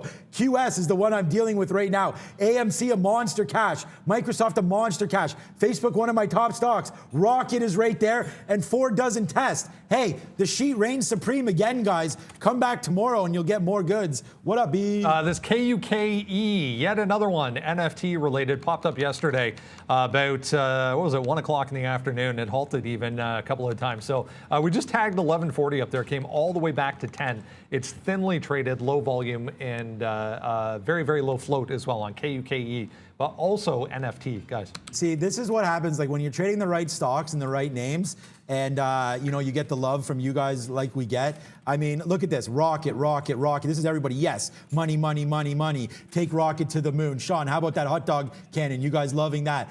Yes, money, money, money on that. Welcome. Daryl, what up, Daryl? Daryl coming on Friday. What up, Daryl? Thanks on Rocket. You are right. Wowee. About time, Rocket. Rocket, Rocket. Money, money, money. Thank you, guys. That's what we're talking about. We'll spin it one more time for you. But I got to go back to making some money, guys. Let's just go back and see what Neil's trading. What up? YVR, by the way, guys, is showing some signs of consolidation here. The other side of like halts on these trades is seeing some price action make some sense. So, I mean, if it was halting every few minutes, that'd be a concern. It's actually showing some signs of consolidation off the top, 725. Tesla's $2 away from that 665 bottom. 11s is the low, going short through that break. Now, do keep in mind, the NASDAQ is in front of 13,000 here, so if Tesla does stall out a little bit, trying to break through, there is a support level down at 13,000, which does give you a bounced opportunity in that name. YVR, however, this is going to be front of mind. That halt price, I love those in the other direction. So we'd halted on the way up, then had some support at 640. That's sort of like your kill zone. If the stock gets back below 640, it's going to show you some weakness. Back over to the SNMP. Every now and then you're going to be one that's going to sit in the money for you, but you got to watch for it leveling off. There's no targets when you have something like this. I know it closed at 105 yesterday, and that's like a pie in the sky type of target.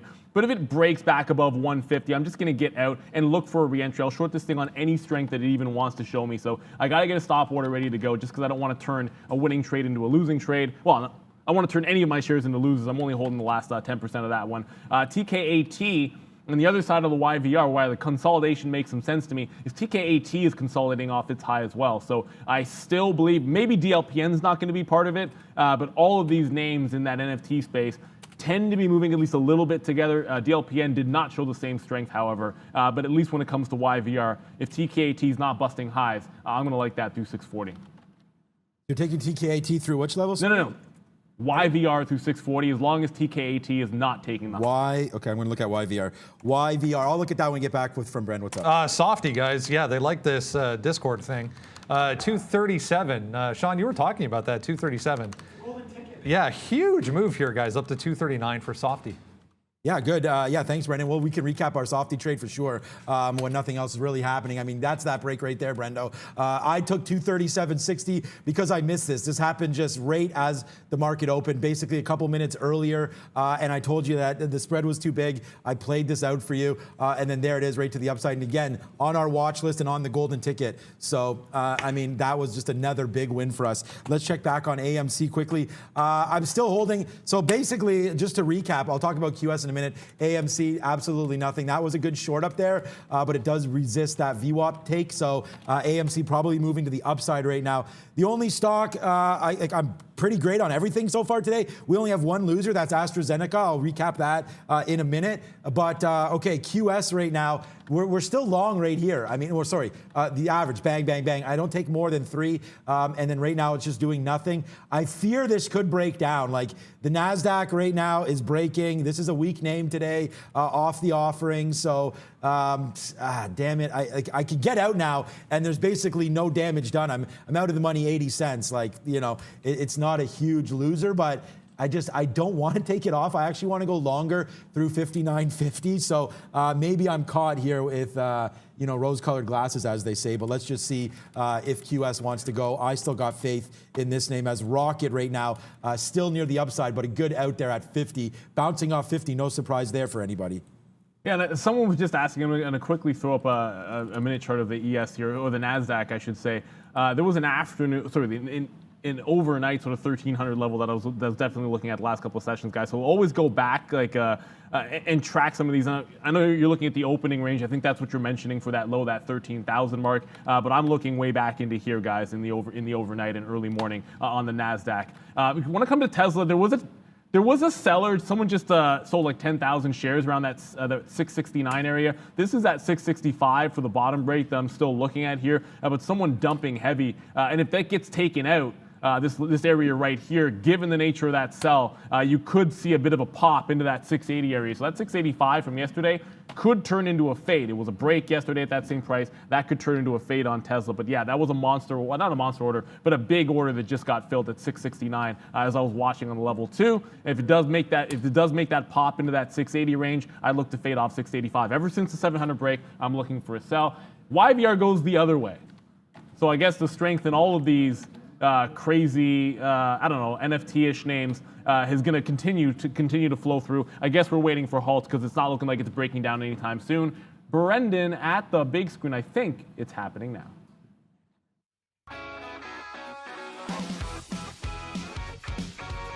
Hey guys, 10 o'clock. Let's have a look at North American markets real quick. We'll update things. Yeah, pretty quiet so far right across the board here. You can see a bit of a mix showing to start the day off. The S&P flat, Dow, same story.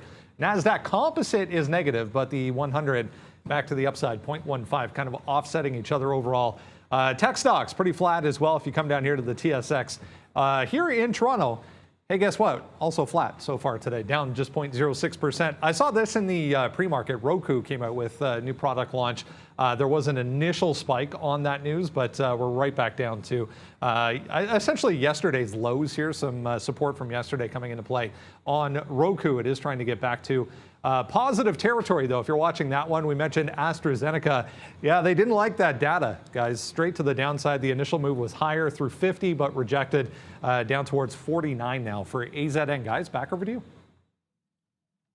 fresh highs DLPN, but also YVR, but also DLPN is on the halt. So tracking halts is going to be the name of the game here. And this is again at that, well, not the high of the day, but basically right at the high. The last halt was at this resistance level at 1250 that I talked about. I got in on the reopen and then immediately tested to the downside. The mistake here was I anticipated DLPN would be following some of the other names in the space. Should have just traded it on its own because you can see it hold VWAP here. At this point, if it opens higher, there is a decent chance it's going to make another one of these crazy spikes to the upside and give you those flushes. But 15, if we get a downward halt from here, it's a 1476. But if you get a downward halt or opening below that price, it's a comfortable level enough that you can take a short in front of 15 even.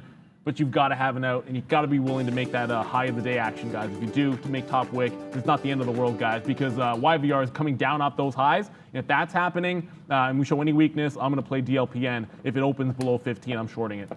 Okay, guys, QS, that's where the hot dog comes from, guys. Spin the money. Finally, it goes up to the upside. So now we turn everything, man, into profits for you. So there goes QS straight to the upside. A good trade. Super happy. We even took more through 59.50 there. We got 59.56, cashed out 70, 78. Good little bottom pick there on QS. The destruction continues here.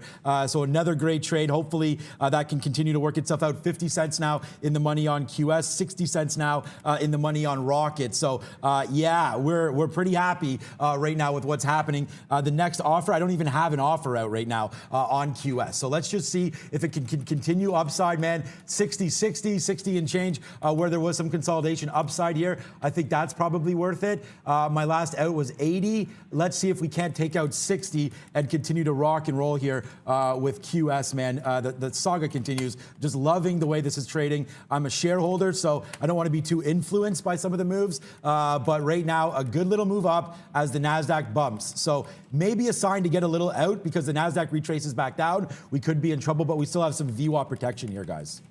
And speaking of protection, I talked about that top on DLPN. I'm going to have that one off the open, very, very likely, unless it does something, I mean, entirely too crazy. But Tesla, we talked about fading this one if we get that strength. That's exactly what we're seeing here. Now, we're slowing down on the futures, and we're rolling over off of 75 on Tesla. So I don't want to necessarily wait. This is sort of a pre-market support level. Just got an offer in around 673 here. Why did I not get that fill? Let's get a little more aggressive on that order if we can. Yeah, it's going to actually finally get in here on 673. It paid down to like 76s or so, but I want to give this to 75. I just saw the futures stall out just a little bit here, and I want to be fading Tesla. It's not necessarily going to be the break at 665. I think we can still play off of that level. It looks like a good one to me. I reloaded in BNTC. I'll get to that in a second, but 675, don't want it to go. I can always play off of 685 if it does break even higher, but we did talk a little bit about it being a potential short Tesla day, and for now, that's the only direction I do want to play. DLPN is going to open rather soon. We're going to go to Brendan and come right back. WeMe, guys, we've talked about WeMe over the past the right page. There we go. We've talked about this one the past couple of days. It's been pretty volatile around this 9.5 area, but big offering this morning here in the pre-market. So testing lows. We're back down to significant levels here on WIMI. Yeah, we'll look at some WeMe action, 58.90. I'm just trying to figure out. I don't want to hold QS all the way back down because I feel like it's done. I mean, good trade. We're up on QS. It's a good trade. I'm still holding a little less than half because we did take some more right there. That's why my average price is not as great as it was before because we did take that fill, but then we got some out. And these are still profitable. Everything here is profit. So we're in the money. You can see where we're long. We're just long at 22 now. So all of these outs, 25, 27, 31, 80s, all profitable. My next target is upside rate, basically right where I got in, $60.20. I have an offer sitting right there. So we'll see if that can come in. And then I don't want to drop this, guys, but I mean, there's some consolidation here. And if it breaks back down through, you know what? I'll just change it to 58. This is not, I mean, we could take a $1.20 hit on this for sure. We're looking for $1 right now on it. So we can hold this back to 58 and change. Let's do that. We'll see if we can average in a little bit here, 58, 57, like somewhere in here. If we can take another average price, we'll do that. But right now, man, it's just, we're oops, the wrong button, but still, you get the picture. We're lining it up right now today on a bunch of great calls today. Let's just hope that it stays with us. The only thing that we've messed up was this one here, AZN, in early on that 50-15 break. thought we were in trouble, got out of half almost right away when it doesn't go. And then we gave it basically a little more room than the 50 break, and we got out at 49.85. So that's a 30-cent hit there. Thank God we got out as it just continues to march to the downside. So Rocket now 63 cents in the money. You guys have all hit that. And then QS, well, I don't know if you've hit it or not. And then QS right now 30 cents in the money. So I think I'm just going to chill until I find a better idea. Microsoft's been fantastic, still at that 238. And then Facebook's been right back upside right now. Facebook's still one of my biggest stocks, but we did get out of our last 10% right there on that 291 break. So that was not good, but still a positive stock for us. So that's how you know that we got out. Actually, my third best stock today, Facebook. Yeah, I mean, it's not going to be a surprise what my best stock is. It'll be the gates of hell that BNTC has opened up into. I got the reload on this consolidation here, and now it's testing 560 to the downside. Remember, we had this chop zone from the pre-market. I always concern myself with those. I take profit out in front of it when it looks like it's going to break, and it did. I got the short on the break. It then basically went nowhere. But when it tried to spike up, there was all kinds of fail well before 6 even. That's why I picked up more shares in the 590 range, which is my price now. Getting some out in the 70s. I'll go all the way down to 550. Going to go also back to DLPN. Now, this was a bit of, it's kind of a tricky one because it opened up kind of like I was expecting, immediately took me up by popping through that 15, and then failed to break the high of the day. So I did jump back into the trade when it failed to take out the high, and now it looks like it's rolling over. But Tesla showing some strength through 675. DLPN finally managed to have this one. There you go. That's what I'm talking about. It's about time, DLPN. It just flushed. I got some 1380s there, so quick little 70-cent win. Actually, a little bit more than that. It's like $1 in. What am I talking about? My math is terrible. Waterloo, you disown me for thinking 1580 to 1480. So 1480 to 1380 was 70 cents, not $1. Brendan? Created. CRTD is created, the actual company name. 7% here. Another one that's one of these speculative NFT plays. So big pop yesterday, late in the day. We're back to 7 here, which was a bit of a pivot in the afternoon. But CRTD, another one to add to that list, guys. Okay, so was that... Oh, so are you still long? What was the Tesla 675?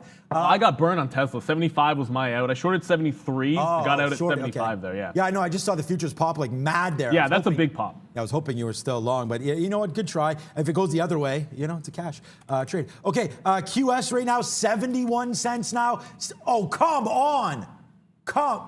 Guys, remember where I said I was waiting? $60.19. Like, that is that top. $60.19. I mean, it says 60.20, so I must have got printed through, but wow, that was a dollar winner there. We're going to change it up. Maybe let's go to like $60.15, or maybe I should keep my mouth shut, and then we won't get hopefully traded around there as if that mattered. I can't believe that has anything to do with it. It's just how often does that happen to us, guys? But what a great trade there on QS.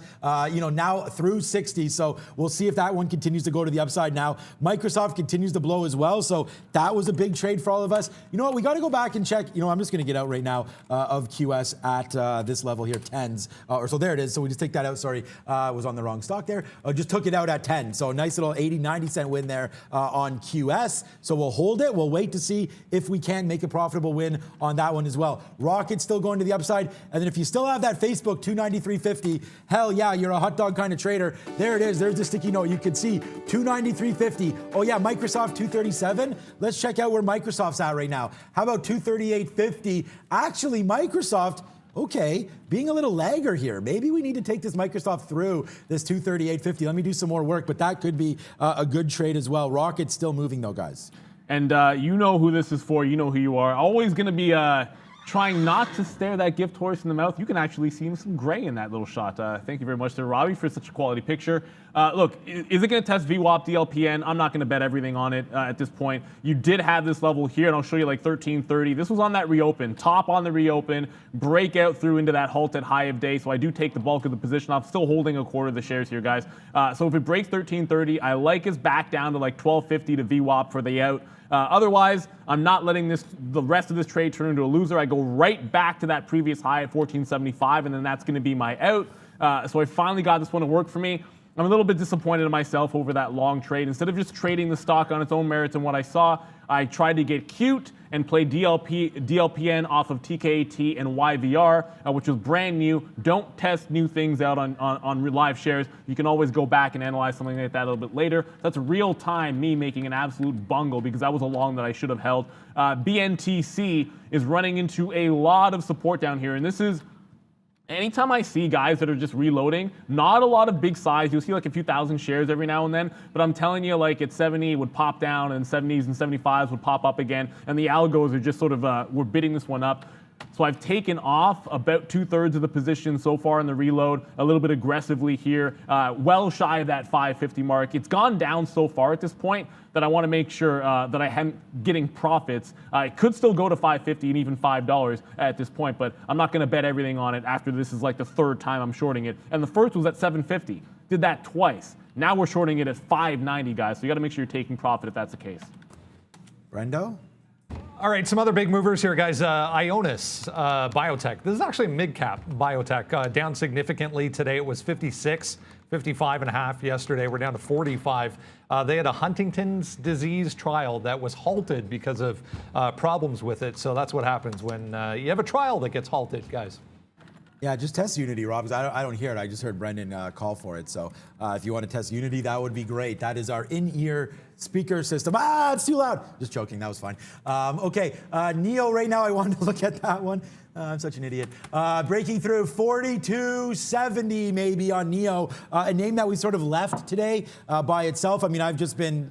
You see what the damage has been doing today. We haven't even traded Neo, but it does do that move, but this time the other way. Look, Neo takes off to the upside today. Rate takes off to the upside 42.28 up to 43 and change and then falls down. So I think we got to do almost the reverse psychology on Neo today, guys. Everyone laughing on the chat. I think that's because I did that funny thing with my ear. Yeah, that was just a joke. We do have these ear systems, so if Brendan's calling for us or the production crew with, hey guys, give a wave again to the production crew if you guys have that shot on. Doing a great job and always letting us know if anything's up or if there's any issues. There they are. Hey guys, yeah, nice little thumbs up there. What's up?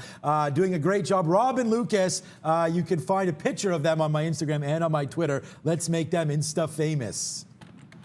Oh, I think they might already be. Maybe not as famous as Randy is on Twitter, but Ranster also breaking our ears, by the way, with that little bell ring. DLPN, look, I'm going to give it to break even, but you're seeing this consolidation here. This is where if you've already taken profit, you let it ride.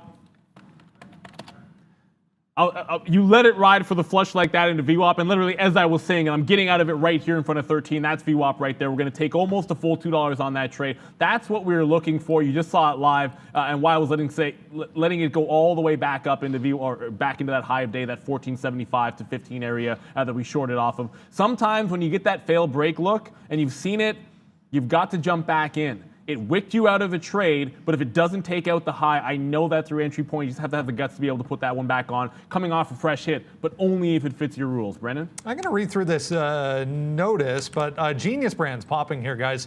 They got a notice for violating the NASDAQ listing violation. I don't think it's minimum bid violation, but I'm going to double check, but up significantly after receiving that for Genius Brands. Again, they got a listing violation notification from the NASDAQ, guys. Sorry, did you say up after getting that? Correct. Okay, yeah, that's interesting. You're definitely going to have to get the news on that one, what's going on there. And as we sort of anticipated now, I'm not saying for sure that like every single time these retraces are going to test VWAP and bounce, but come on, I know you guys have been watching the show, a lot of you guys long enough to know that if you're bullish in something like this and you're holding from the bottom, then that's going to be a big test. Not just that initial halt price at 1250, but VWAP as well. That's why it was a target for me. I do also have to come back to, and this is getting to be a little bit slow on SNMP here, but I did say if this one started to come back up, I'd get out at 150. Why? Because it can break this, and I want to reload. This has been weak all morning long. It came from like 315. I definitely want to get back into it, but if it takes out 150, I'll take the 20 cents on the last 10%, and then I'll try to get back into it if it pops into 175, 180 another time. Yeah, you guys, I see some people talking about that Microsoft. Yeah, we talked about 238.50. That breaks and goes to 239.16 there. So, you know what? The market right now, I might start looking over at the Qs. We're getting a little top heavy right now. The NASDAQ's still up that 0.4. So yeah, I'm wondering about a quick short here, breaking back out of it, maybe retracing back to here. 13,090. Now let's take a look on the Qs. We did hit the Qs pretty hard last week at 310 long. I believe it was 310.60 or so, up to 319 right now. And obviously the Qs, triple Qs is the NASDAQ 100, just trading like an equity, right? So you can trade into that instead of the futures game. Shout out to Arun. And thanks for the Arun shirt fund as well. We'll pass that along to him. I think he likes his lucky shirt. And then when he comes in here, he wears the sweater. So we're gonna have to get that. You can get our merch, by the way, up on the site as well. Adding some hats and stuff like that. We'll be wearing those when they come through. Okay, so the market 319.80, yeah, not doing too much. Oh, what I really want you guys to do though we don't have too many people watching. You guys saw the professionalism of the show, of the production team. Let's hit that like, but more importantly, guys, let's hit that share button. There's a lot of people on our chat that are part of groups, that are part of different trading, fraternities or whatever. You guys all trade together. Shout out to A-Rob. Shout out to a bunch of you guys that have been on the show before that do it. Hit that share button, guys. Share it on Twitter. Share it wherever you are. Send it an email. Send it to your mother, whoever. Say, look, this is the show I'm watching. And then hopefully we get a few more likes and a few more views. We need to get the likes up, man. We used to have 5,000, 6,000 likes, and Valeria turned her head or her hair. What was it, blue or pink? What was it? Pink. Pink. Neil was about to say green, so we both forgot that. The thing was, remember, it was if she got to 7,000, she'd do blue, and she's wearing the North Carolina blue today. Good match, yeah. I don't know. I mean, it would absolutely match. I think it would look fantastic. I'm not even a North Carolina fan, so I'm not even going to go there. But I want to quickly say something here because you are seeing the NASDAQ run to the upside. And we talked about this rotation, whatever you want to call it. I feel like we say that almost too often. Think about some of those cyclical names on some dips here. I'm just showing you guys Boeing. Starting to get in some interesting levels, and every now and then, especially if you're having a good day or you're getting yourself a little bit flat on trades, have a bit of a bigger look. And Boeing, right back, this was the previous top back in December, right about 245, guys, and it's pulling right back into that range. So you start thinking about if you're looking to claw back in on pullbacks. I mean, I haven't bought this thing since well below that 200, and I haven't touched it ever since. Outside of selling at 250, some of my shares at 250 to get into some GE. The timing of that stunk. Buying GE was good at that price. Selling Boeing was maybe not the best look because I could have had like 265 the next day. Anyways, if we do bounce off 245, this looks like a pretty good level to me. And you're starting to see at least a little bit of not support down here, but a little bit of buying come into the other side of the trade for Boeing. So whether it's this or Caterpillar or maybe some of the, maybe it's your Fords or your GMs, do not ignore some of those names on weakness, guys, because that can be a good play as well. All right, I just shout out to you, my friend, and we're going to keep shouting out people here on Twitter. Brian James, thanks for bringing my attention now to Twitter. So we're going to look at that right now. I actually like this level. It's actually pretty nice. 65.50 here makes a nice little bottom at 64.20. Look, I mean, the NASDAQ, it's so stupid. Like I just mentioned going short the NASDAQ, and now it's starting to fall back down. So boo on that one. Good thing we took the profit. So 65. Oh yeah, here we go. Let's just call up a 20-minute here. This is 65.50 right here. This is 66, but basically the 50 period on the 20-minute is 65.50. Not only that, you have some tops. Maybe I can blow this up a little bit for you. You do. That didn't work out very well. You do have some tops right here at 65.50 yesterday. So we'll see if that can hold that afternoon high yesterday of 65.50 into some good news, man. We've seen Twitter run before. I've traded this thing like a maniac at times. So let's wait to see if Twitter can hold it. And you know what? You don't even have that much risk here. It's about 80 cents or so. If you do fail at that 65.50, you could come back to 64.80, but it may be worth a short into 65.50 right now, especially if this NASDAQ does fail. But Twitter right now, it's just on the daily chart. Twitter's way down. We had a monster move up there. We talked about this. We got long. I'm still long Twitter. I mean, I'm long in the 30s. I'm talking. So when I talk about my longer term positions, I've been buying these things for 15 years, so some of these positions are crazy. But, Twitter, for example, a recent buy down in the 50s off these breaks. So that was good, up to 80. And then now you're coming right back down. You still do have this 50 period. So I think maybe Twitter might have been a short there. I cannot believe, guys, that I called this NASDAQ short. We'll do backflips for the call, but didn't make any money on it. I hope some of you did. Let's go to Brendan.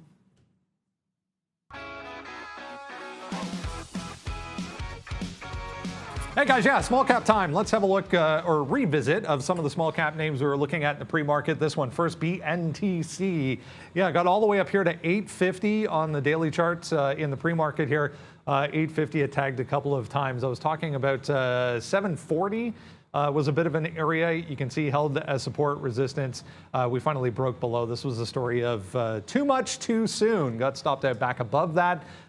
If you see these, rips to the upside followed by an immediate failure, right as soon as that happens, no reason to revisit that, or you can't revisit that.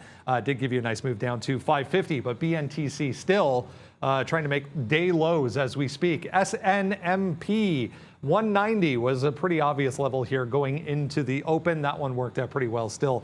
Trying to get back higher as well, but volume a bit of an issue with that one. PSTV as well. We were talking about 350 and then above that 380 and then 425. So I said it put in that 350 pivot right before the open. That was a pretty obvious sign. It just couldn't bounce in the pre-market. Look, right now we're making day lows, guys, on PSTV. So weakness coming back into small caps, guys. Back over to you. Yeah, stay weak, BNTC. I mean, well, I'm obviously short, so I mean, it goes without saying it's what I want. We talked about Plug Power when they had to restate their financials, and since that day, I mean, there was. I know we both had actually the long on that sort of rebound, rubber band, snapback, try to gap fill day, and it stalled out at 40 even, which was the target. The last couple of sessions, not 40, but like 39.30 here, 39.50 at the top, and then today 39.30.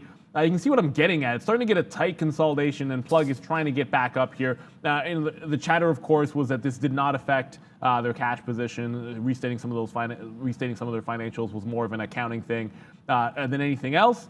And it's showing a heck of a lot of support, at least around this like 37.50 to 38 area on Plug. So I'm looking through this for like both a 40 break, but also to scalp through the high of the day. Well, yesterday's high, I should say, at 39.50. So it's back on the radar. It's not there yet. But if we can actually maybe punch through that level Sean was talking about on the NASDAQ and start thinking about where you like the upside, this one's been coiling for a couple of days in a row.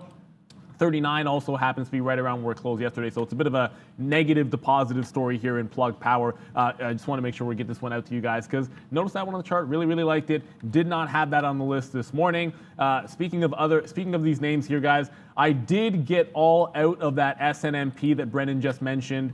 It did break that 150. I anticipated that if it broke up, I was going to get a chance to short back around this 170 area where it had the rollover. No continuation. So even weaker than I thought. This particular name last out was at 135. Before that, it bounced up over 10% from the bottom after making a double bottom. Yeah, could I have taken it out here at 135? Obviously, I could have, but it's the last 10% of the trade. I usually let that ride. The trail on it, the trail did just get me out, and I still like it if it pops to 175. I'll be all over that one. For now, I'm off the bear in SNMP, but it's only temporary. Ooh, Yeah, Dolphins broke the top, by the way, guys. Get back on that bear. Look at this QS right now, guys. We're going to go bullish on this name.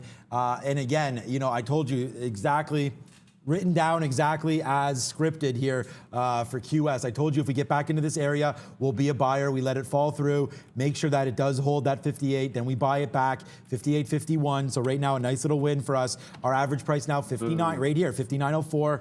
Is it 59.04? Yeah, 59.04 right there on the board. So now we get QS going back to the upside. We're 2 times daily today, so it's not a big day, but hey, any time that you can pay some bills and have as much fun as we do here and put on a show for you, I think it's going to be a successful one. So let's just keep it going, man. We want to get more. You guys know that. So let's just keep this party going to the upside, hopefully here for my longs and for hopefully for some of Neil's shorts. The funny thing is I just took a long in Dolphin through the top here. Now, nice. This didn't actually break through the high when I got it, so I immediately took it out. That might be the wrong call, but 15, I was about to say like 15.50 was where I was just out in front of it when I was able to take out. But look, this didn't take out the high when I got the trigger, so I take profit and I take a small hit. The money for me was on the short side of the trade, but it's about to potentially take out 16 and halt upside. If it does halt to the upside, I'd wait for a reopen to touch this one short, but that's a lot of strength. We got out in front of VWAP. And there's a reason why we did that, because it's still an upward trending stock. If you're going against the grain, make sure you have it out because these things you can't get it. You can't get in the way of these NFTs. You have to be really patient with the short, Brendan. One from the Clean Energy Group, guys. Amethyst, which is AMTX, just reaching all-time highs. Not a news-based event, but just volume coming in. It looks like through all-time highs. So we cleared that early on this morning. That last little level there, 23.75 up to 26 for AMTX. People saying Micron, so we just got a little bit more there at 59. Shout out to Shakib. What's up, buddy? Let's stay hydrated, guys. Hydration Nation.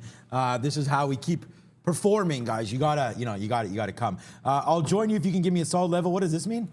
I'll finally join. Nah, I'm not gonna be bribed. You can watch the show Cincinnati Video Guru. If you don't want to pay the $4.99, that's up to you, buddy. Okay, we'll just keep going here. $4.99 is like Valeria's coffee, so. If you can join, that'd be fantastic. If not, that's cool.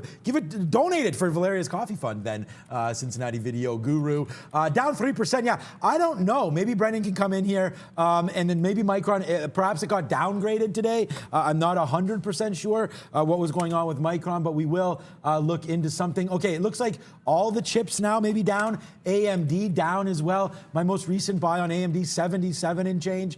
We did rip up high on AMD. This is a stock that I'm never going to sell. Maybe if it comes to 100 again. Yeah, AMD, look at this. So no surprise, Micron follows it. Brendan's coming with something now. What up? Yeah, nothing significant for Micron itself. As you mentioned, though, the entire group to the downside today after we've seen 2 days, I guess it was in a row, of some strength in the chip makers, guys. But yeah, nothing new for them today, just very weak. Yeah, this is probably not what you wanted, Cincinnati Video Group, but I haven't touched Micron since buying in the low 60s off of this 60 break. We'll go right back in here, but if it actually dips into 86, I kind of wanted to pick up NVIDIA as a bit of a shift, and moving from one to the other does make a little sense to me. It's a double top at 95, so if we break 85 here and actually get below the 50 period, I would take profit on this one personally, and maybe look to rotate into one of the other names. I do like NVIDIA, so I'm going to check in on that in just a quick second here, but I can tell you that I probably, and not probably, I 100%, I don't know. I probably should have been getting into this short trade on Dolphin off. It's a similar play here when it took out the high. And I know if you trade long breaks and then a long break doesn't work out for you, it clouds the judgment for getting into that rollover short. But this is just still an incredibly strong name. And I want to make sure you guys are seeing YVR as well. Shout out to Liquid Media. Whoops. I always do this because if it's a 3-symbol name, in my mind, it's supposed to be a New York stock. That's how long I've been trading. That hasn't been true for like well over a decade, unfortunately. But YVR is showing some cracks and some signs of weakness, while you're seeing some other names in that NFT space still pushing to the upside. I'll get to BNTC in a second. That's still only in the money like 14 or 15 cents now, so it's starting to creep up on me. But YVR, definitely the weakest of this little bunch that I've been able to notice. So if I'm going to play the short, I might jump away from DLPN and then go to the YVR train. It's now below that initial halt price at that 640 and continuing to roll over. I think VWAP is now a bit of a roof on this puppy, at least in the short term.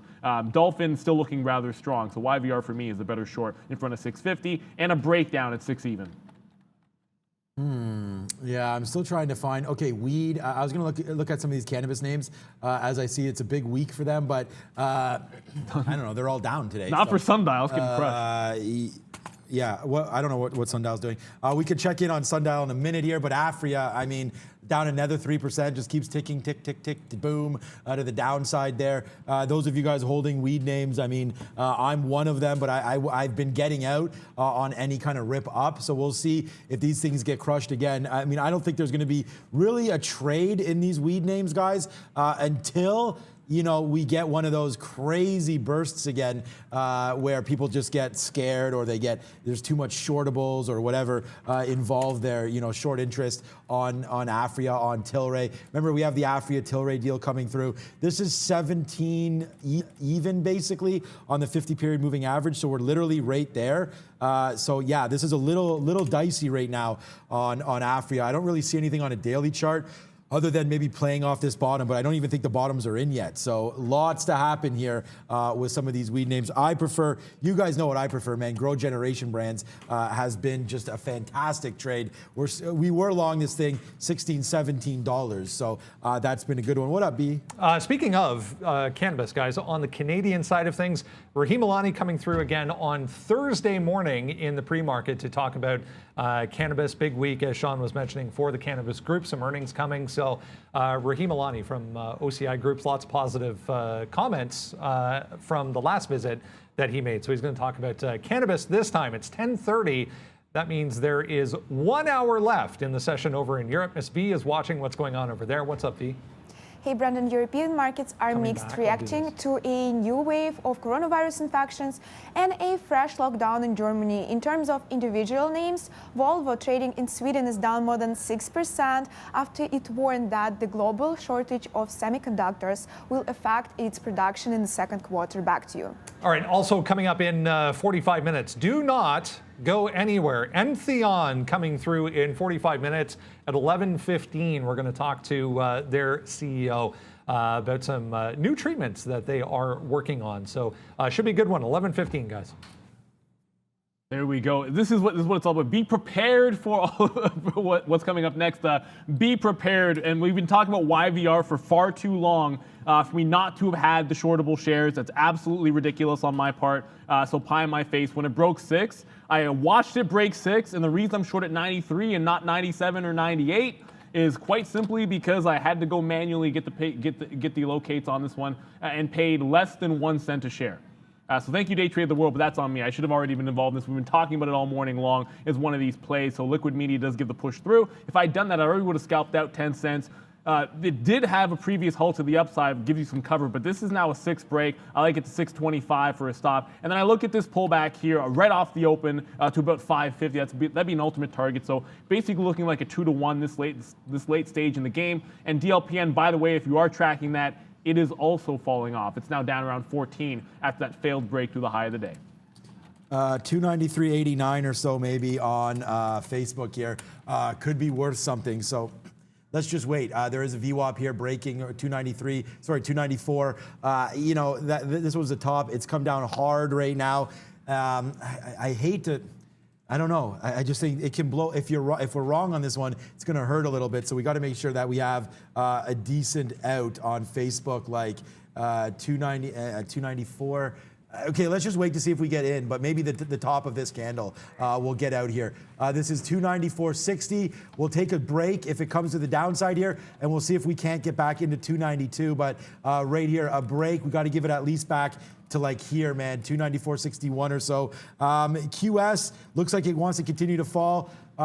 Okay, I should have been out. I guess not. I was trying to get out on a 58 break, Ooh. So now we have to get out as this has broken 58. So the stop does not trigger there, which is fine. We should have got out. So right now we don't need to hold this. It's below 58. Let's reverse out of this QS now. We should have already been out. That's my bad on that 58 break. So let's just get out and then see if we get into that Facebook short. I think, Brendan. It's been a multi-day run for this one, guys. Allied Esports just popping back up here on volume as well. We've been mentioning this over the past couple of days. Got all the way up to 4.5 there. I guess it was yesterday in the pre-market. We're back to 4, though. Volume coming into Allied Esports, guys. Yeah, and I'm going to show you a couple of things here. Finally down around this 665. So it's going to happen to you. I had to stop here on Tesla, you know, and we're going to get out when it does crack that 75. It's going to go to the downside. But to be honest, like that I don't mind because you have something as an idea set up and you follow your plan. So if you lose, you almost don't care. On the other hand, I talked about this in reference to when we came to talk about TKAT today. The place that I went to was like, I just think Upstart made a heck of a lot more sense. And this is not, it's not crying over spilt milk because there's been some good shorts in the small cap space which have worked out for me. So I shouldn't be too mad that I missed out on this. I just felt like Upstart on the run that it had the last couple of sessions, this was a much better consolidation to work off of, but I got no execution for you. So it doesn't matter that we're saying short Upstart and not TKAT today. I didn't find my way into this stock today. And this is the thing about risk management or going over your trades. I can be happy losing on Tesla, but I cannot be happy over the fact that I have I'm basically flat on upside. I'd rather have gotten in on a 150, like around here, like 155 or 150 even, either one of those levels, and got wicked out and taken a hit. That is better than looking at a setup like this, which made sense to me, and then not getting involved in upside, because this is what you're looking for. You don't. I was staying away from shorting this for multiple days in a row for a day like today, and then I don't catch it. Thankfully, we did get DLPN, but that's a monster one. Hopefully, somebody around here got the short on upstart. It wasn't even that expensive to pay for the shorts. I think they were coming in at like 11 cents per share. I do still have that YVR. Dolphin, DLPN, holding 14 even. YVR, on the other hand, is not exactly screaming to the downside. I have taken some profit off here as it got to like a 580. Now it's rounding off in front of that 550. I'll take some more at 570 if I can, and then the rest out at 550, because this late in the game, I do want to be able to play a VWAP retracement if it does want to bounce to the upside. So it'll be a tighter stop to 6, and then give this one like a 30, 40 cent target, and then maybe a bigger trade if it gives me 650s. Brendan? I just got a note from their PR person, YVR, I speak of Liquid Media, saying they actually closed a $6 million offering this morning. So if you're wondering why the volume is so high on that today, that could be why. So $6 million offering at 335 US, guys. Great. Wow. Thank you, Brendan, for that one. YVR, congratulations. We had them back. You said it in the chat. Was it September 7th or September 17th or something like that with YVR? So we had them on a hell of a long time ago. Okay. What's up, Valeria? As you guys can see here, Palantir, you doing okay? Yeah, good. Okay, 23.50 to the downside right now. Yeah, I mean, look, we talked about Palantir a lot recently, and it's just, it hasn't gone. We talked about that last week. Someone said to me, do I still think it's going to hit $30? And unfortunately, the way this is moving, this is why we've left it alone. We talked about this for a while. It's right at these spots again. I'm a buyer of Palantir, but I now have bought into the fact that this is a long-term play. Like, I would not be buying any short-term options or anything on Palantir. We've heard what Kathy Wood has to say.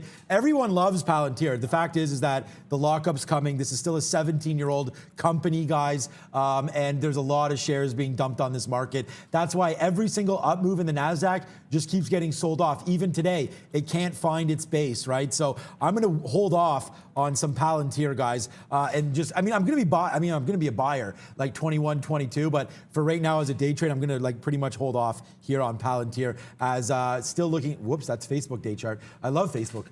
Still looking to go short here through 294 on FB. Yeah, I think one of the things you got to think about is let some of the shorter term longs get washed out before you dig deep on something like that, especially when you have that long-term outlook. It's like Kathy Wood buying Tesla when it gets to like 540. That's what you're all about. This DLPN, I talked about VWAP holding. That's where we got out of our short. Failed break to the long side. I'm not going to concern myself with this 12 level that you see on the reopen. I actually go back to that 1250 hull price. If this breaks 1250 to the short side, I'm gonna get short on that particular name. I just got another target on that YVR, but this is scalp into 550. I'm not looking for a home run on this short. But here comes that DLPN. I was anticipating this could happen, so I want to make sure that we get our short trade. If it breaks 1250, guys, that's going to be the level for me on DLPN. I'm going to have a stop order through there. We have two types of stop orders. One of them will actually show up on the charts for you guys, so you can actually see that I've just placed a stop in. BNTC was the other one. This kind of stinks because I rolled back into this on the pop, and then basically bungled the stop order. By the time I realized I misplaced the stop, I just had to get out and then got back in again accidentally. So I got out accidentally, got back into this trade. I'm working this one back up to this 650 range, but just starting here at 602 because that was the original entry price, and I shouldn't have got out of it in the first place. Watch out, that DLPN is coming downside rather heavily, and that 13,000 mark that we're talking about within earshot. We're about halfway there on the NASDAQ. If that does flush to that bottom, you'll start considering that Tesla 665, some of those other levels we were talking about. And if it gets ugly, I like 640s on Tesla. 640, yeah. Ooh, yeah, I want to be a buyer of Tesla. It's one of those just in case. Yeah. You know what happened? Honestly, you know what happened last time is I talked about a level like that on Tesla and didn't throw a bid out there. And it's like you don't get it. It's like, well, if you don't anticipate there's going to be a flush, you want to buy on a dip. You got to throw I a was bid. going to say, sometimes throwing out those low bids, you get hit. And it's like you get someone flushes down and then they fill you, and the next thing you know, you've got like a great price. And so I do like that strategy. You know that we do that all the time on various names. And I think Tesla, obviously a good one to do that on as well. I'm still staring, and we're going to throw to Brendan in a second. I just want to give you guys an update here. I still think Facebook, man, if it breaks this 294, obviously the NASDAQ's going to crack with it. But we're just resisting these levels like 295. So I'm almost thinking that it has to give $1 worth of space. I just want to bring that to you in case we do crack here. You will see me get into something with Facebook. And if we're at the big screen with Brendo and it looks mighty red over there, you'll see that I will be into Facebook very, very soon. But without any further ado, Brendan at the big screen with Sector Watch.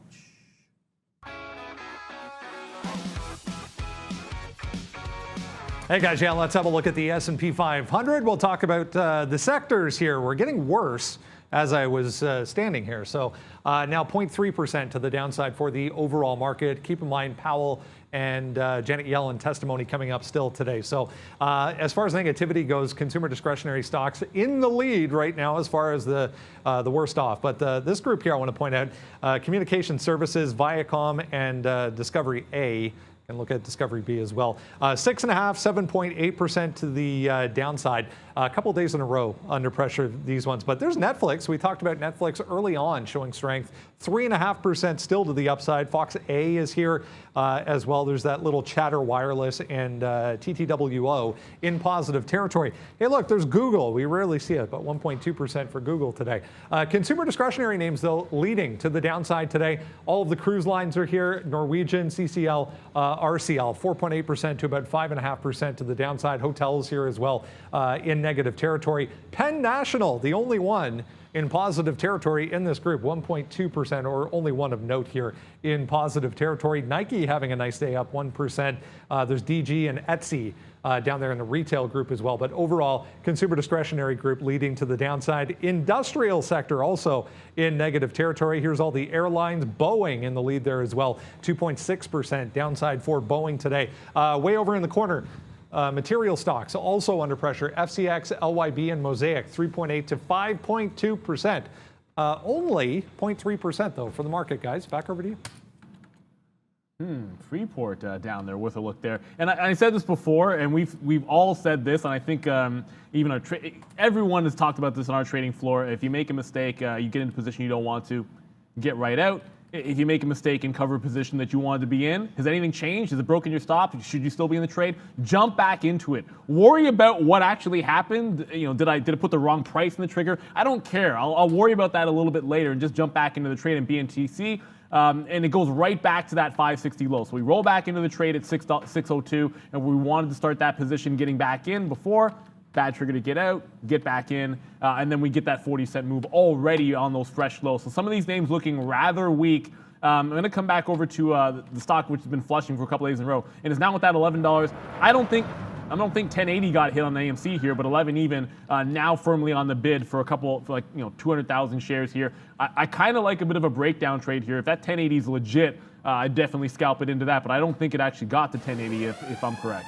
Okay, new position alert. That's the siren there. We did take that Facebook short. Unfortunately, we get 82s on a 293.90 break. That's not a great fill, but we'll take it. A fill is a fill, and we will not complain. Let's see what it is, and we'll go to the downside. We took some out there at 66 for a 20-cent win, so now we'll wait to see if it gives us any more. The out is right up here, man, 294.90. I'm going to try to give this one some room, but look at the NASDAQ now. Of course, as soon as I get into the short, the NASDAQ thinks about wanting to make a bottom. That's fine. I'm surprised, actually, here. Look, Facebook could go. It'll be a hit. It'll be a hit. We're already up on Facebook, but I'm just surprised it hasn't gone yet. Like, I thought that with the NASDAQ making this bottom and then me going short, we'd be in a hell of a lot more trouble right now on this than we are. So, okay, let's just continue to hold it. I'm bidding in the 50s. I shouldn't have said that. We're bidding somewhere down here to see what happens. We'll see if it can continue to go down. Watch the NASDAQ now continue to fall maybe.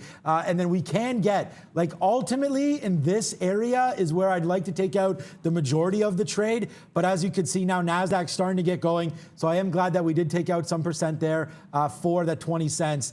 Now it looks like it's going going to test this high side. So just as we thought, Facebook, I like the short. I think the short was probably good, but unfortunately the NASDAQ did turn around. So it looks like we'll give back some of our early profits on Facebook today, as it was one of our number one stocks. We'll be back to flat though if this doesn't work out. Damn it, the NASDAQ just here we go. The NASDAQ's going up. There it is. That was fast. The NASDAQ continues to go upside there. If it fails again, though, I do like this short. We we gave back the money that we just made there, but maybe that was just, there it goes, continuing to go. Okay, we should have stuck with the long bias there. Just Facebook, NASDAQ coming to the downside. I thought it was worth the shot, and obviously taken out right there on that move. Maybe we'll try a little baby short now and see if that was the top.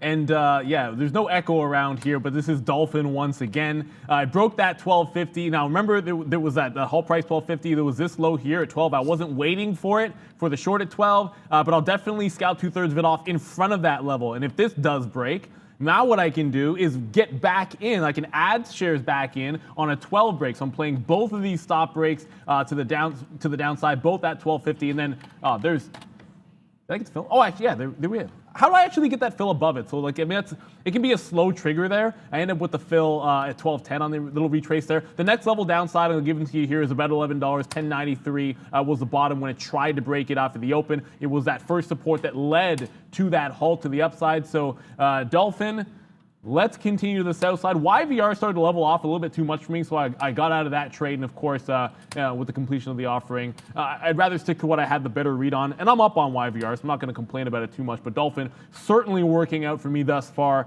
being able to play off of this weakness off of VWAP. And the thing about this double top here, it's easier to note a failed break if you're in the failed break to the long side. That's why I probably should have had this one when it consolidated at 15 even. I don't get it till the breakdown here, but a winner is a winner. And if you didn't get that echo reference for Dolphin, I don't know what to tell you. That was a heck of an addictive game. And the last time I was a heavy gamer, I played on that system I'm talking about. See if you can guess it. Okay, hopefully people will be able to guess that system. Okay, guys. Facebook, we're going to try it one more time here. 295.50 or so where we got out the first time. We'll see if that's going to be an area of concern for me. But right now, not concerned. We'll just see if that's going to come in or not for Facebook. Damn it, I can't believe that. We took a small win and then it just blew up there. You saw, look at the futures, just tick, tick, tick, boom, right in our face there. We did call, one of the best trades that I didn't take was I called this short actually there. And I said last week, because of the success that we've had on the Qs and things like that, that I would go back. We've only traded it one time there on the show in the last little while, and it was fantastic. And we did call that move to the downside. I hope some of you at least had that. We're going to see if we can't make some more money now on the short with Facebook. We've already given back a little bit of our day there, and now we'll see if it can cash back downside, like even down here, man, 294.20. If we could take 50 cents, we'll make that back on the downside now, as we just got blown out there.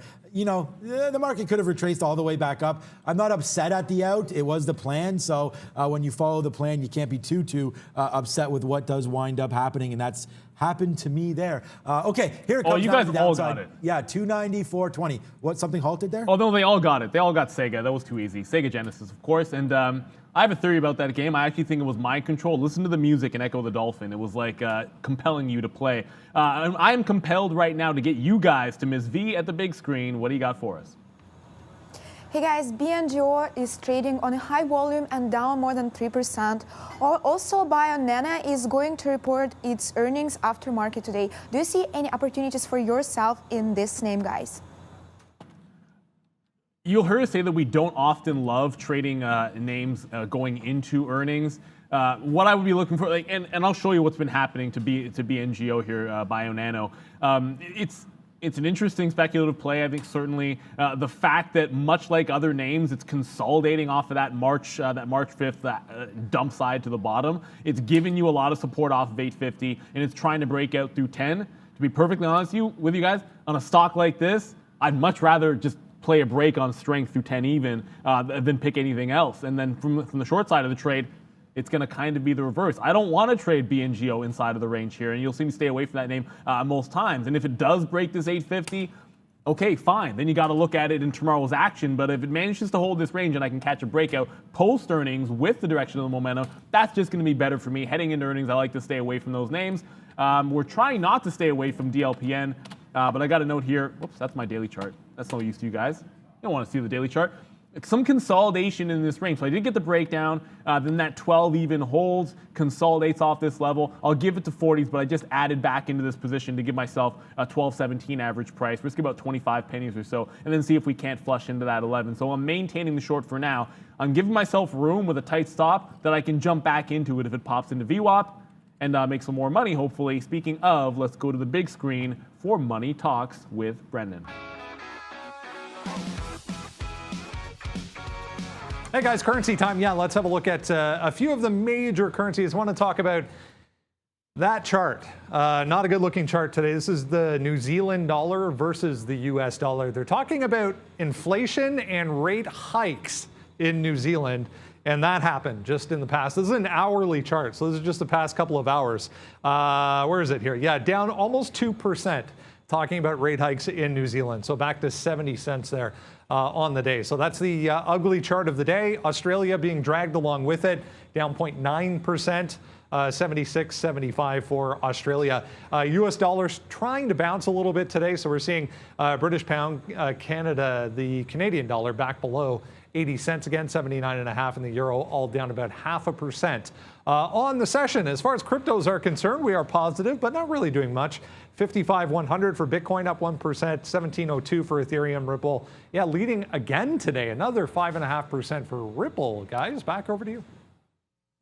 Hell yeah, XRP, baby. Okay, look at this. Just something weird right now on Rocket. If you look, they're layering the offer here. Like, you're not really supposed to be able to do this, but there it is, layer, layer, layer. Like, they're trying to hold this down. It looks like they're trying to hold down the man here. So watch out for Rocket. I like a breakthrough $24. If this resisted, like, let's see if they follow it down. So I don't know if they're getting long at 90. Let's see if it comes down now. No, so it's not. So it's staying here. So you can get a break of 90, 97, 98 here on Rocket, and we should pop a little bit. So I'm out of Rocket. Actually, Rocket's my number one stock today, to be honest with you. Actually, it is. So there you go. It's Rocket, and then it's Microsoft, and then we've given, and then AMC, and then we did give some back on FB as the market continues to go upside. But look at, I just want to bring this to your attention, man. Like, I think if 24 breaks, like, I don't know what these guys are doing right now. There it is, there it is. So you just saw them just get taken out there, right there live on the show, guys. Someone just said no to all of this. Look, they wiped out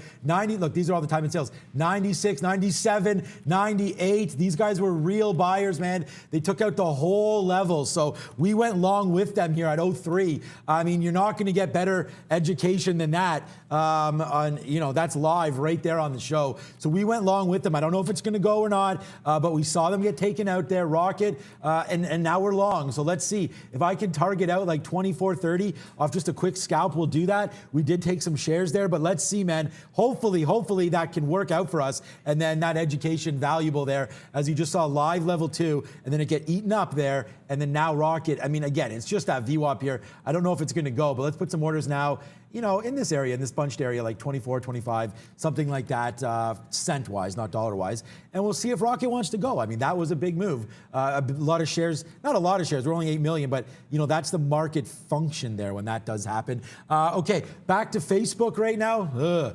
Like nothing. Like, we've been long Facebook, and then we tried the short again. This is a small position. We're going to wait to see if 295 here it comes. Like, look at that right away, man. This 295, what is this area? 295.72 or so. Look at the NASDAQ. Yeah, good. I mean, I'm long a lot of NASDAQ names, but right now losing on this 296 breaks, guys. Do we want to give it all the way? I don't know. Let's see. Does the NASDAQ have it in it today? Let's take one more short here and then use this top. And then, you know what? If we lose, we lose, man. We had Facebook. Our initial long was right through 293.50. And now we're just sort of trying to pick it up, man. The 2-day testimony begins soon with Powell and Yellen. So I don't know what that's going to mean, but if they start talking about inflation, then we know these tech stocks will get hit. So let's watch out. 296.50 here as a top.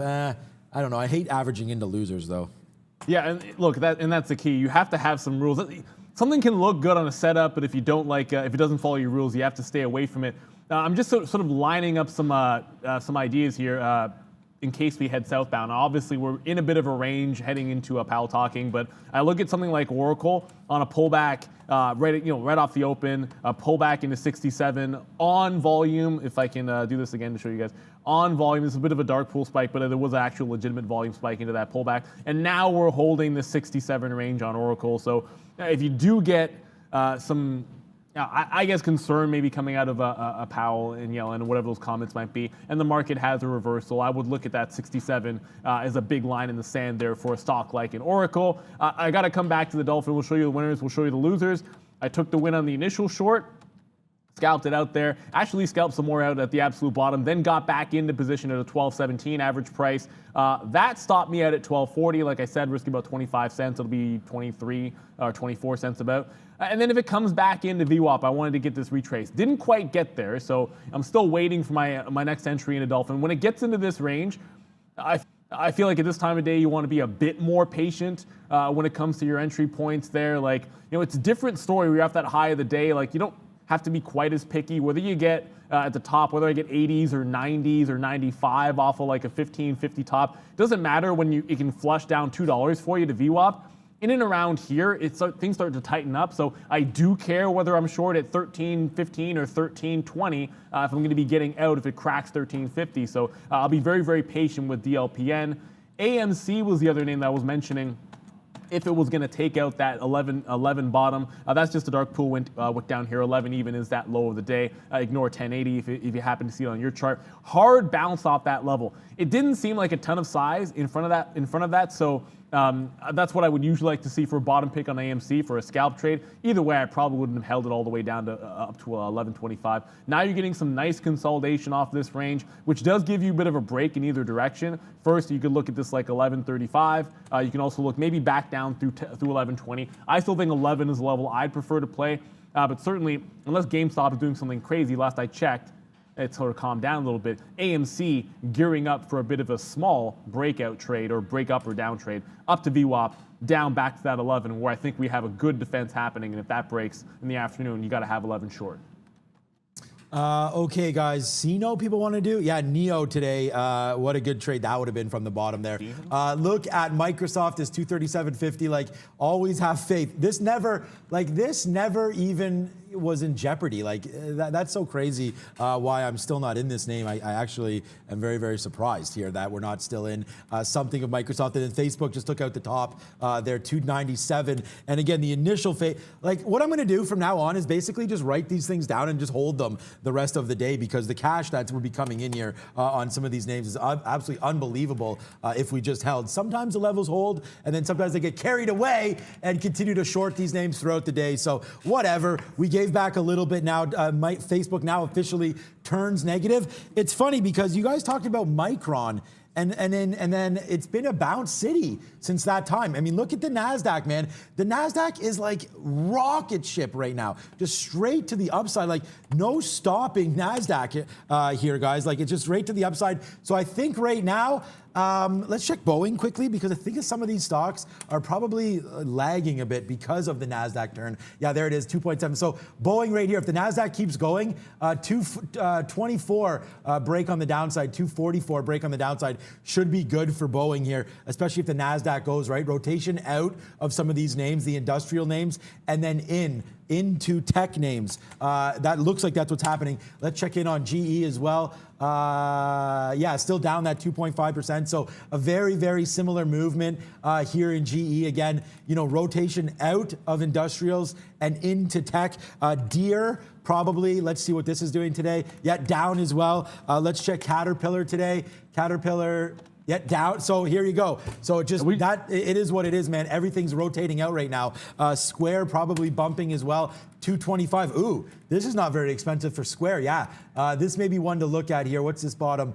223.30. Maybe we'll slip a bid in there and see if we can't get some love on Square, guys. Yeah, I mean, you said Caterpillar, and I just kind of went over to look. Not quite as far down as I was anticipating. Maybe we'd be testing that 215 area. That gets down there, I'll be interested. I have to come back to. I still have that BNTC. This one, of course, from the watch list. And on a day like today, the market's moving around a bit.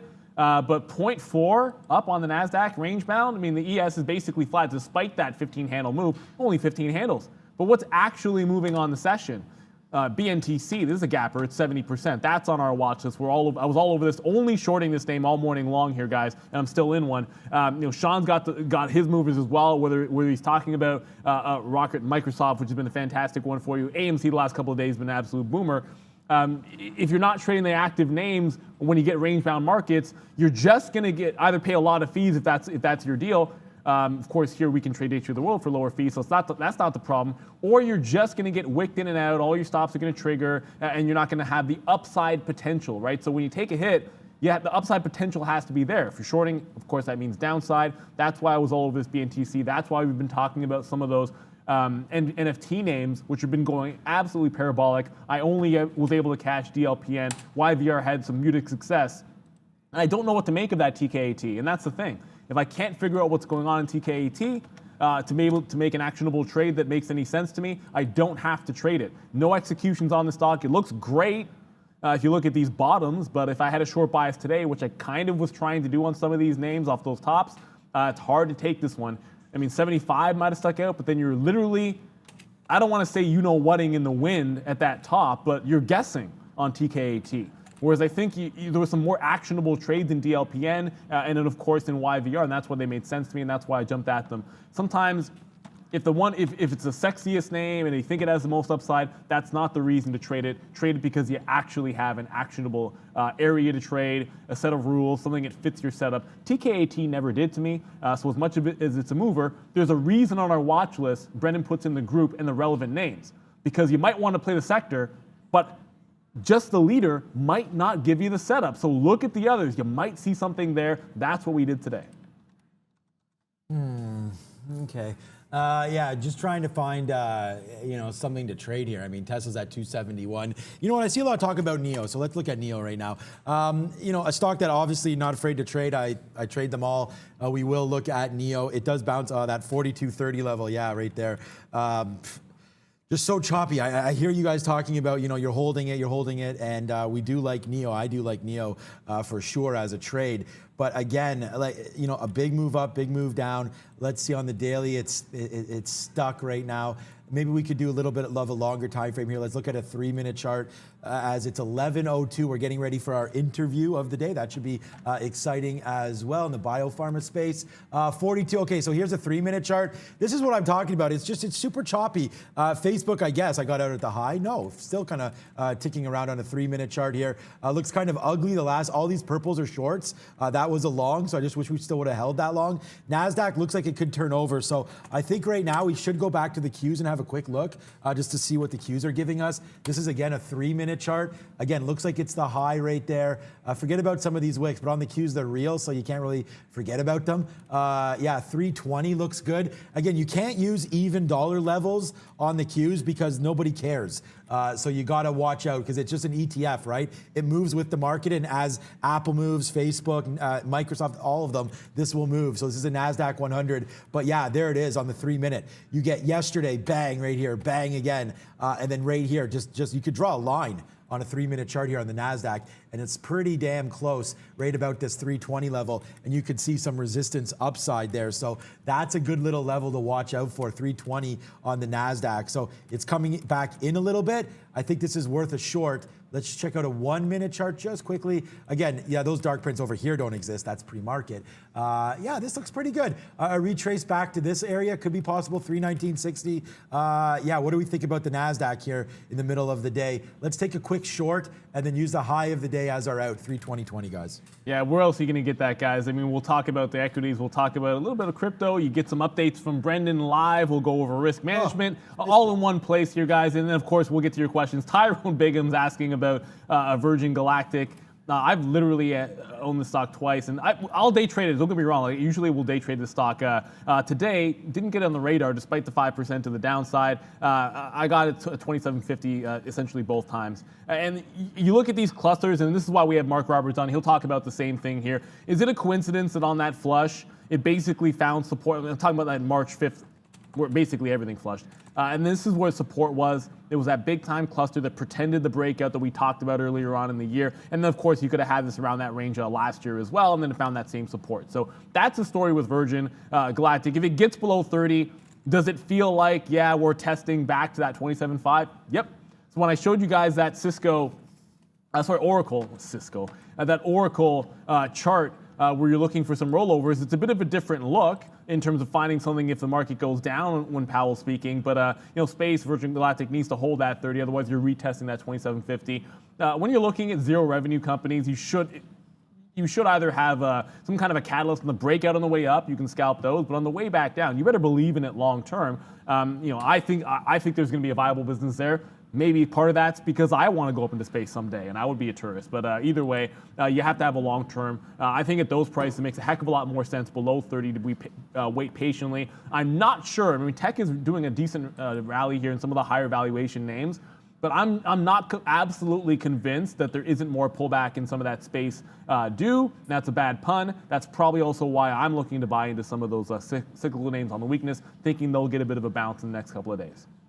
Okay, so whoa, here goes there it is. There goes NASDAQ, and we're out. So that was easy. Out quickly on NASDAQ there as it's breaking highs, and we switch to the long now at 24. So there goes NASDAQ breaking. Alert, new trade alert. TWTR is in the building right now. That is Twitter, as Twitter's coming in now. Let's see if it wants to fly up, man. This was a 65.50 break. We had that order planted there for a while as we wanted that break. We looked at Twitter for a while there. Yesterday's high right here too, 65.50. That's why we like it. So Twitter now, a little shot to the downside there. We're in this name, so let's see if it can work out for us. Target out. If it doesn't, man, like 65.20 maybe, back to this area. I don't need this thing to fall back down, so we'll give it back to 65.20. But here we go. Let's see a nice little 16-cent win now on the Qs, as the Qs are starting to go as we reverse to that long. We gave it to the high of the day, and then we went long on this name. So let's go. Rocket, Qs, and Twitter all long, but nothing really working out too much right now. 21 cents here on the Qs. What's up, Brendo? Yeah, a lot of people talking about Zoom. Just checking on Zoom, guys. The Ontario Teachers Pension Plan here in Canada investing a little bit into Zoom stock. There's nothing significant. You can see $392,000 investment into Zoom shares. There's an SDK developer platform that they just rolled out as well. But yeah, 5.5%. I direct your attention to the bottom of the daily chart here. Volume's not great on this, even with this move higher today. 5.5%, yes, but look at the daily volume. It's not that great on Zoom, guys. Yeah, you're absolutely right about that. Look, and this is why we all have volume as an indicator. I think, and also probably running into resistance $10 to $15 from here at that 358 mark. I wanted to come to, because I know a couple of people were mentioning Mogo this morning on their news. It also trades in Canada, by the way, and I think we briefly touched on it, but I was just, my 1 minute. I was just having a look at it, and this is the only problem. This is why I talked about volume a second or so ago. As I watch this bottom, double bottom get put in, and I see this 1065 area right here, I'm saying to myself, hey, that looks like a pretty good break. But look at the volume, or lack thereof in terms of volume. So if it does push through, I mean, a couple of things you can do, either size down on it, which is probably what you do. I like to set up too much not to have a bit of a look at Mogo here. But size down on it this time of day. If you're not getting volume on a spike, it's not probably going to be as strong as you would think. But I can't ignore this consolidation. It looks pretty good off the bottom for me on a Mogo, which should have positive news this morning. Shout out to all of you guys who are mentioning that name and getting it to our attention. That's part of why this is the best community in the world. If you want a reason for why you should share, because following all these different stocks, you guys give us names that are worth watching. I see someone shouting out about Peloton, guys. That's what it's all about here, guys. It's about learning and growing. We're not going to catch every single symbol. I mean, Brendan's going to get news on just about everything that there is, but we're always going to miss a few here and there, and we all help each other out by pointing to what is moving. Also making a bit of bottom is that Upstart. It is down at that 130 double bottom. So, ignore the fact that we missed out on our short trade this morning. You got to look to what is happening right now. It just pulled all the way back into what was a fantastic breakout. That previous high was about 129. Then some failed break, pop back down. And then right around lunchtime is when it really got that jump up. So 129 to 130 is a big level here on Upstart, and it's trying to hold that low now. So 132 in front of a 130 bottom. And if the market's going to run here, and I'm talking about the NASDAQ through highs, this could be the recovery in Upstart. Wipe the tears away that you can get the short. If the long is the next trade, the long is the next trade. I'm going to like this one off the bottom here, right around this 132. Give it to like that 130 low of day. Okay, yes, guys. Okay, look at the Qs. So, it's funny, this stock, man. Okay, you know, I'm getting really excited about the Qs, to be honest with you guys, because like we went short and then we punched long, we reversed it to the long, and then we got out we made it all back, and then it just kept on running. So the more and more, and this is what we talk about all the time, like I'm not used to trading the triple Qs. I mean, I am, but just not for you guys on the show. So now that we're like, you know, learning a little bit more about how this trades and whatnot, I think we could definitely add that there. Look at that break on the high of the day, and then it just kept on ripping upside right now. The only funny thing is, man, like I had to get out of some of this Twitter. I'm still in half the position. We took out some for a little bit of a winner, and then as it breaks back down through 50, we got out, and then 34. Like the market is blowing up right now. And Twitter is going down. So Twitter today, yeah, no love for you. We're gonna get out if it breaks back down below 65.10. Not a big trade there because we did have this planted in there. Way, way better names here to trade than TWTR, but I'm in it. Look, again, I keep saying it, but I'm gonna continue to put my money where my mouth is, guys. If there's a trade that I like, I'm gonna put it on today. We're only 1.5 times daily. We were at 2 times, so we have given some back today, but a positive day is a positive day. 7 negative days since October with my strategies. So hopefully I have to believe in what I'm doing and just keep moving forward, right? So there it is, Apple with a big mover up to the upside. And someone said that I should make an NFT for this. That's pretty hilarious. I'm going to put it on Twitter here and ask for people's ideas for an NFT. Just kidding. I don't even know how to create that. But if I did, you know what exchange network it would be on? Any guesses what network I would create an NFT on, guys? Put it there in the chat, and I'll let you know if you are correct. Apple to the upside right now. It would not be Ethereum. Apple to the upside, 0.45, although as a holder of Ethereum, it's a little silly. I should be all over that. But okay, there goes Apple. The other thing about Facebook was what it was. And then the other thing too is Rocket trying to go. It failed there. My out is really going to be 23.50 on the downside, but I do like Rocket again breaking through 24. Yeah, you guys are right. Cardano, you're right.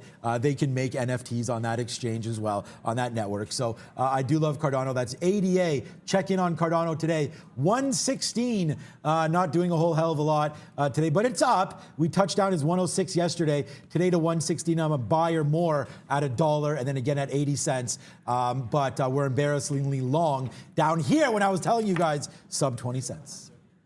I think we actually took out yesterday's top there for very, very briefly on the NASDAQ. And oddly enough, you mentioned that on Twitter, sort of a market going to the upside and some stocks still down. Upstart will definitely be one, 20% almost at the bottom. I did get some at 132.32.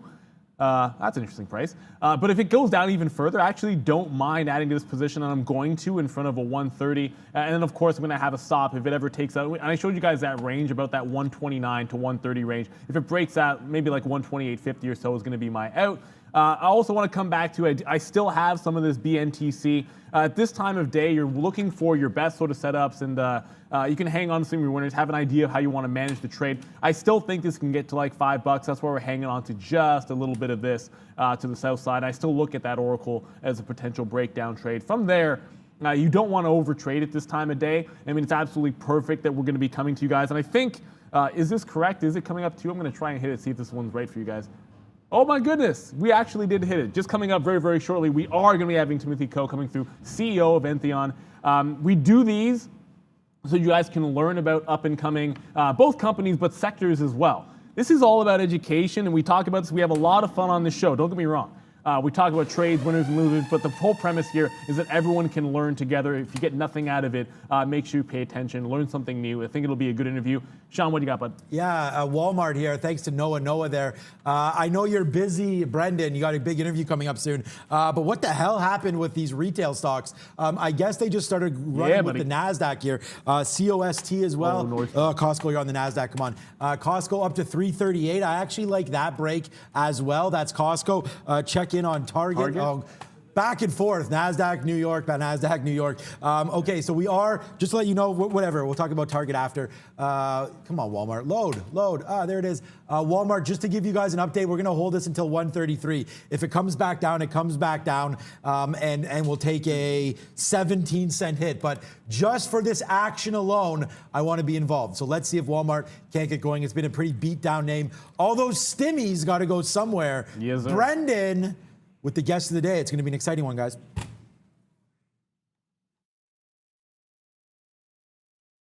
Hey guys, we are here.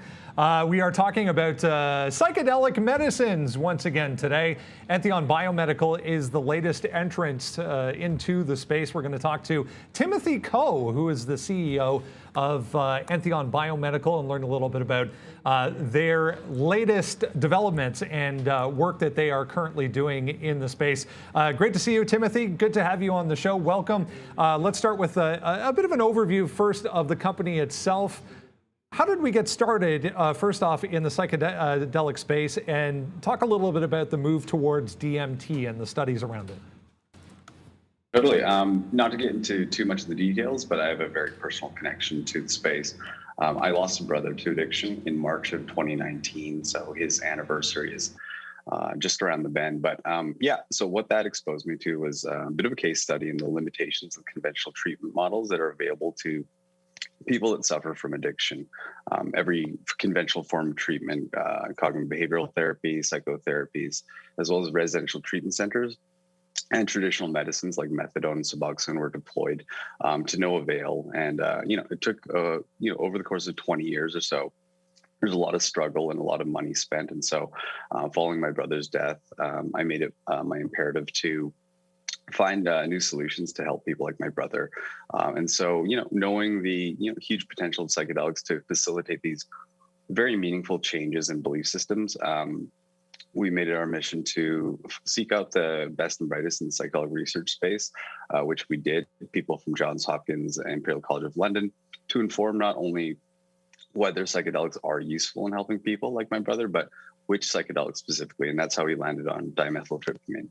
So when we talk about the actual stages that we have to kind of progress through as a company who is researching possible treatments with psychedelics, tell us a little bit about where in the process Entheon currently is.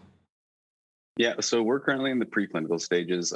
We have a clinical trial planned for Q4 of this year at the Center for Human Drug Research in the Netherlands. It's a world-renowned research institution.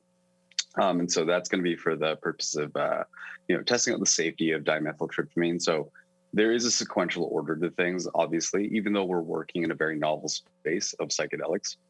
The reality is that the same drug approval process that's responsible for getting anything approved is still applicable to us. And so we need to take it through all of the stages of safety and efficacy. And so for us, we have a phase 1 safety trial planned for Q4 of this year. And then following that, of course, we'll have to do very specifically directed efficacy trials for a variety of specific indications, whether it's opiate use disorder, alcoholism, or nicotine use disorder. Those will come subsequent to the safety trials. All right, let's talk about the trials themselves. Tell us a little bit about what types of trials these are, what is going to be involved in the trials, and what are the desired outcomes if the trials do produce a positive outcome. What does that look like? Yeah, absolutely. So, with each stage of development, there are huge de-risking events that take place, but for us, we do need to ensure that this is, premised on the basis of safety. And so our upcoming trial is focused largely on safety, but we are looking for an early indicator of smoking cessation efficacy. And so, what's taking place in that trial is largely pharmacodynamics, pharmacokinetics, a pure pharmacological look at DMT safety. Then following that, we'll apply those learnings into, further efficacy trials, showing that DMT is in fact effective in helping people to, get remission from their various, substance-specific disorders. So, following the positive results of that phase 1 safety trial, we'll be doing, nicotine, opiate, and alcoholism-specific trials at a variety of sites across North America and the EU. Timothy Ko is CEO of Entheon Biomedical and joins us today. We had look at the stock there, traded on the CSE here in Toronto under ENBI, the ticker, guys, if you want to have a look at that. Let's go back a month or two ago. The company acquired Halugen Life Sciences. Tell us about that acquisition and what it brought to Entheon. Yeah, no, thank you for asking that. So Halogen Life Sciences is focused on the development of genetic test kits for the purpose of seeing if there are biomarkers that might indicate an individual response to a psychedelic event. And so this is a position that Entheon is really trying to establish itself within, about creating safety protocols within the psychedelic space. So often psychedelics are spoken of as this sort of panacea, this sort of cure-all thing, but the reality is that psychedelics are hugely powerful molecules, and they create these vastly powerful experiences. And so for us, one of the positions that we're taking is that we want to ensure that every patient that's about to take a psychedelic trip, has all of the important context, in front of them as to the appropriateness of that specific molecule for the purpose of treating their disorder. And so, Halogen has produced a genetic test kit that will indicate whether a person has propensities for negative adverse reactions related to psychedelic events, as well as whether a person will have a strong or weak response to a specific psychedelic. And so that's one of the pillars that we're building upon, and we're going deeper than that. Ultimately, we're using neuroimaging to give an additional signal as to the appropriateness of specific types of care. Developing out a intelligence platform that will help physicians better direct a personalized form of care, and ensure that the patient has all the right safety precautions considered before they embark on the psychedelic journey. And this is a very interesting concept. Maybe we can dig into that a little bit further, the neuroimaging and the kind of pre-diagnostic work that the company is doing before we even get into the trials, before we even get into the testing phases. Talk about the importance of that and how it will be used going forward. Yeah, absolutely. I think, as the psychedelic industry develops over the course of the next few years, physicians will be, confronted with a choice. Ultimately, a lot of these molecules are being proposed to treat the same conditions. There are a variety of molecules that are being used to treat depression, for instance. And so, depending on the individual, there may be variables that indicate that they're more suitable for treatment with ketamine versus psilocybin, for instance. And so, we're trying to arm physicians with the appropriate diagnostic toolkit to better inform their prescribing choices. And for us, that represents a revenue opportunity for us to develop out these standards in terms of safety and personalized medicine, so that as all of these clinics begin to come online, which we're seeing a proliferation of across North America and the EU, we want to arm them with the tools that not only, create revenue opportunities for us, but give them an added sense of security as to ensuring that the programming and the treatment programming they design for their patients is best suited to not only avoid unsafe outcomes, but also to maximize the potential benefits of the psychedelic event. And so we're trying to provide a very sort of data-focused approach to making those prescribing decisions. And ultimately, I think, as the industry develops, safety will be a huge concern.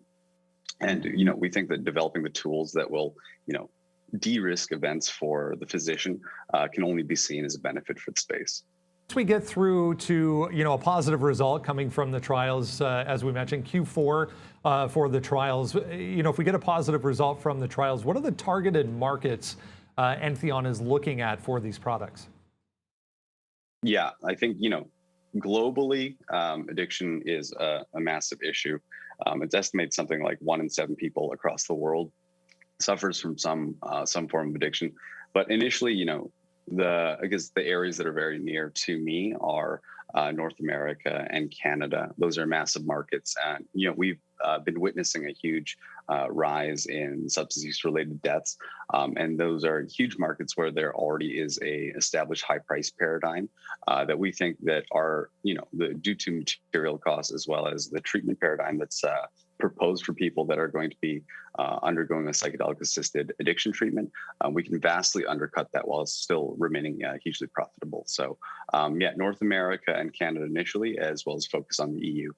Timothy Ko, CEO of Entheon Biomedical. Interesting question just coming through from one of the viewers, Timothy, that we can discuss. They're talking about the stigma that is kind of lingering in the background when it comes to some of these treatments. How do you convince the older generation, that this is the correct direction to be going? Yeah, a really great question. I think we are saddled with quite a bit of maybe misnomers and sort of negative baggage. I think the reality is it will boil down to the empirical evidence that's produced, by clinical trials.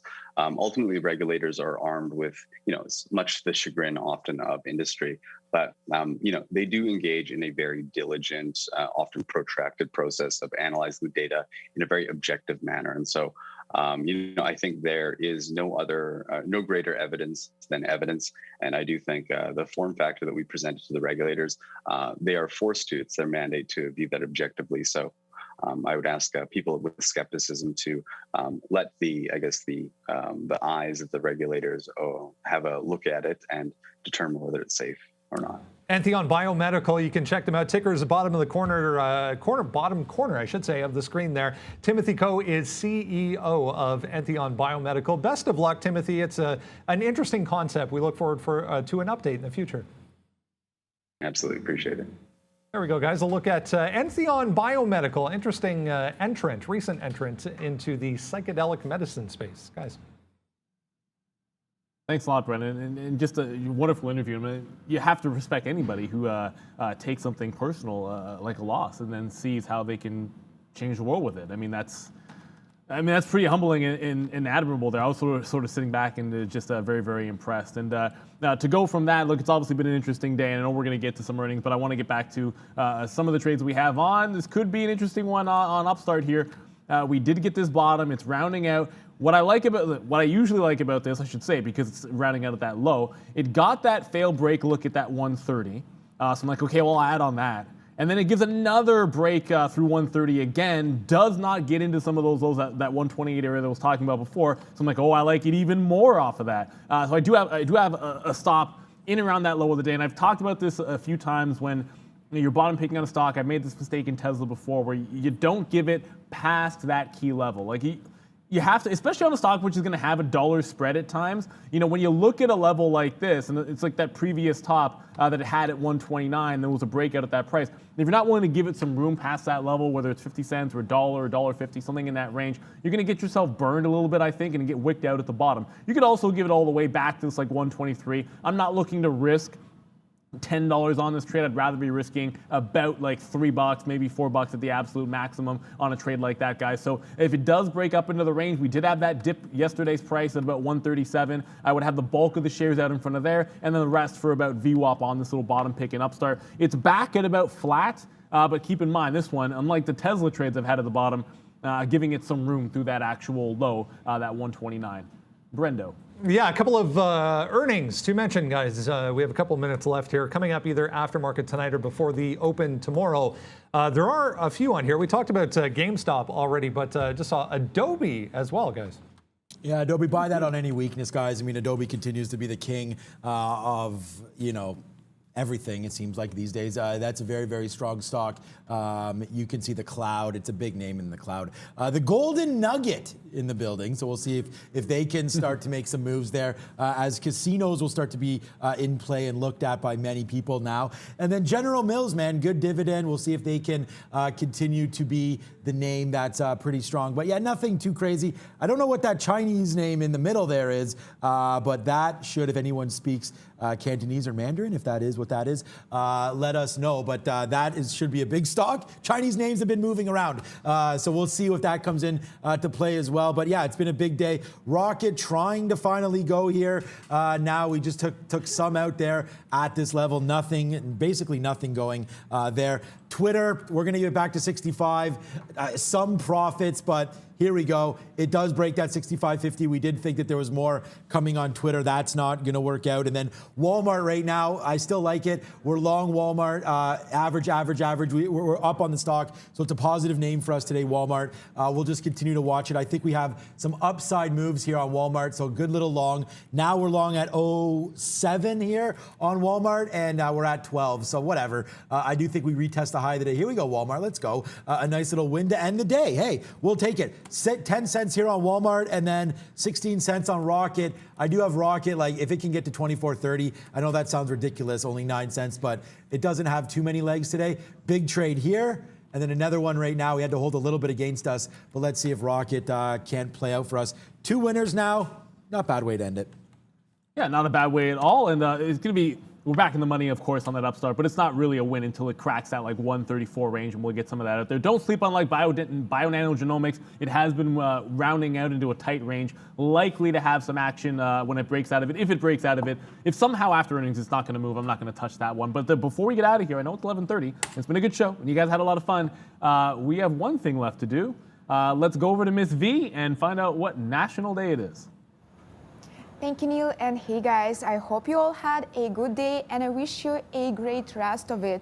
As usual, please don't leave without clicking the like button, subscribe to our channel, and share the link with everyone you know. And happy National Cheap and Deep Day, everyone. Sean, what is your favorite deep for cheap? Guac. Yeah, good one. I like that. What's your favorite different chip? Thank you, Valeria. Guacamole, I think for sure. But you know, a properly made salsa, like a corn salsa or something, is yeah. I see you, Randy. Yeah, so we're all about that. Brendan, what's your favorite dippy? I mean, you can't go wrong with a good guac.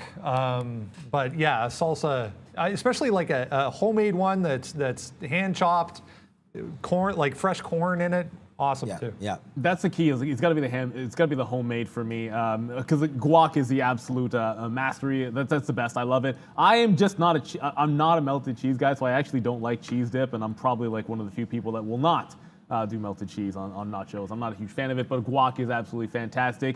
This show has been an interesting one. It's been a fun one. Wow, GameStop earnings, of course, after the bell. And you see Bionano as well. A lot of things to look forward to. And we look forward to seeing you guys tomorrow. For the entire team, for Ms. V down the line, my man Sean Katina, Brendan Wickens, I am Neil Roberts. Good morning, good afternoon, good evening, wherever you are in the world. This is Trader TV Live. We'll see you tomorrow, guys. Bye.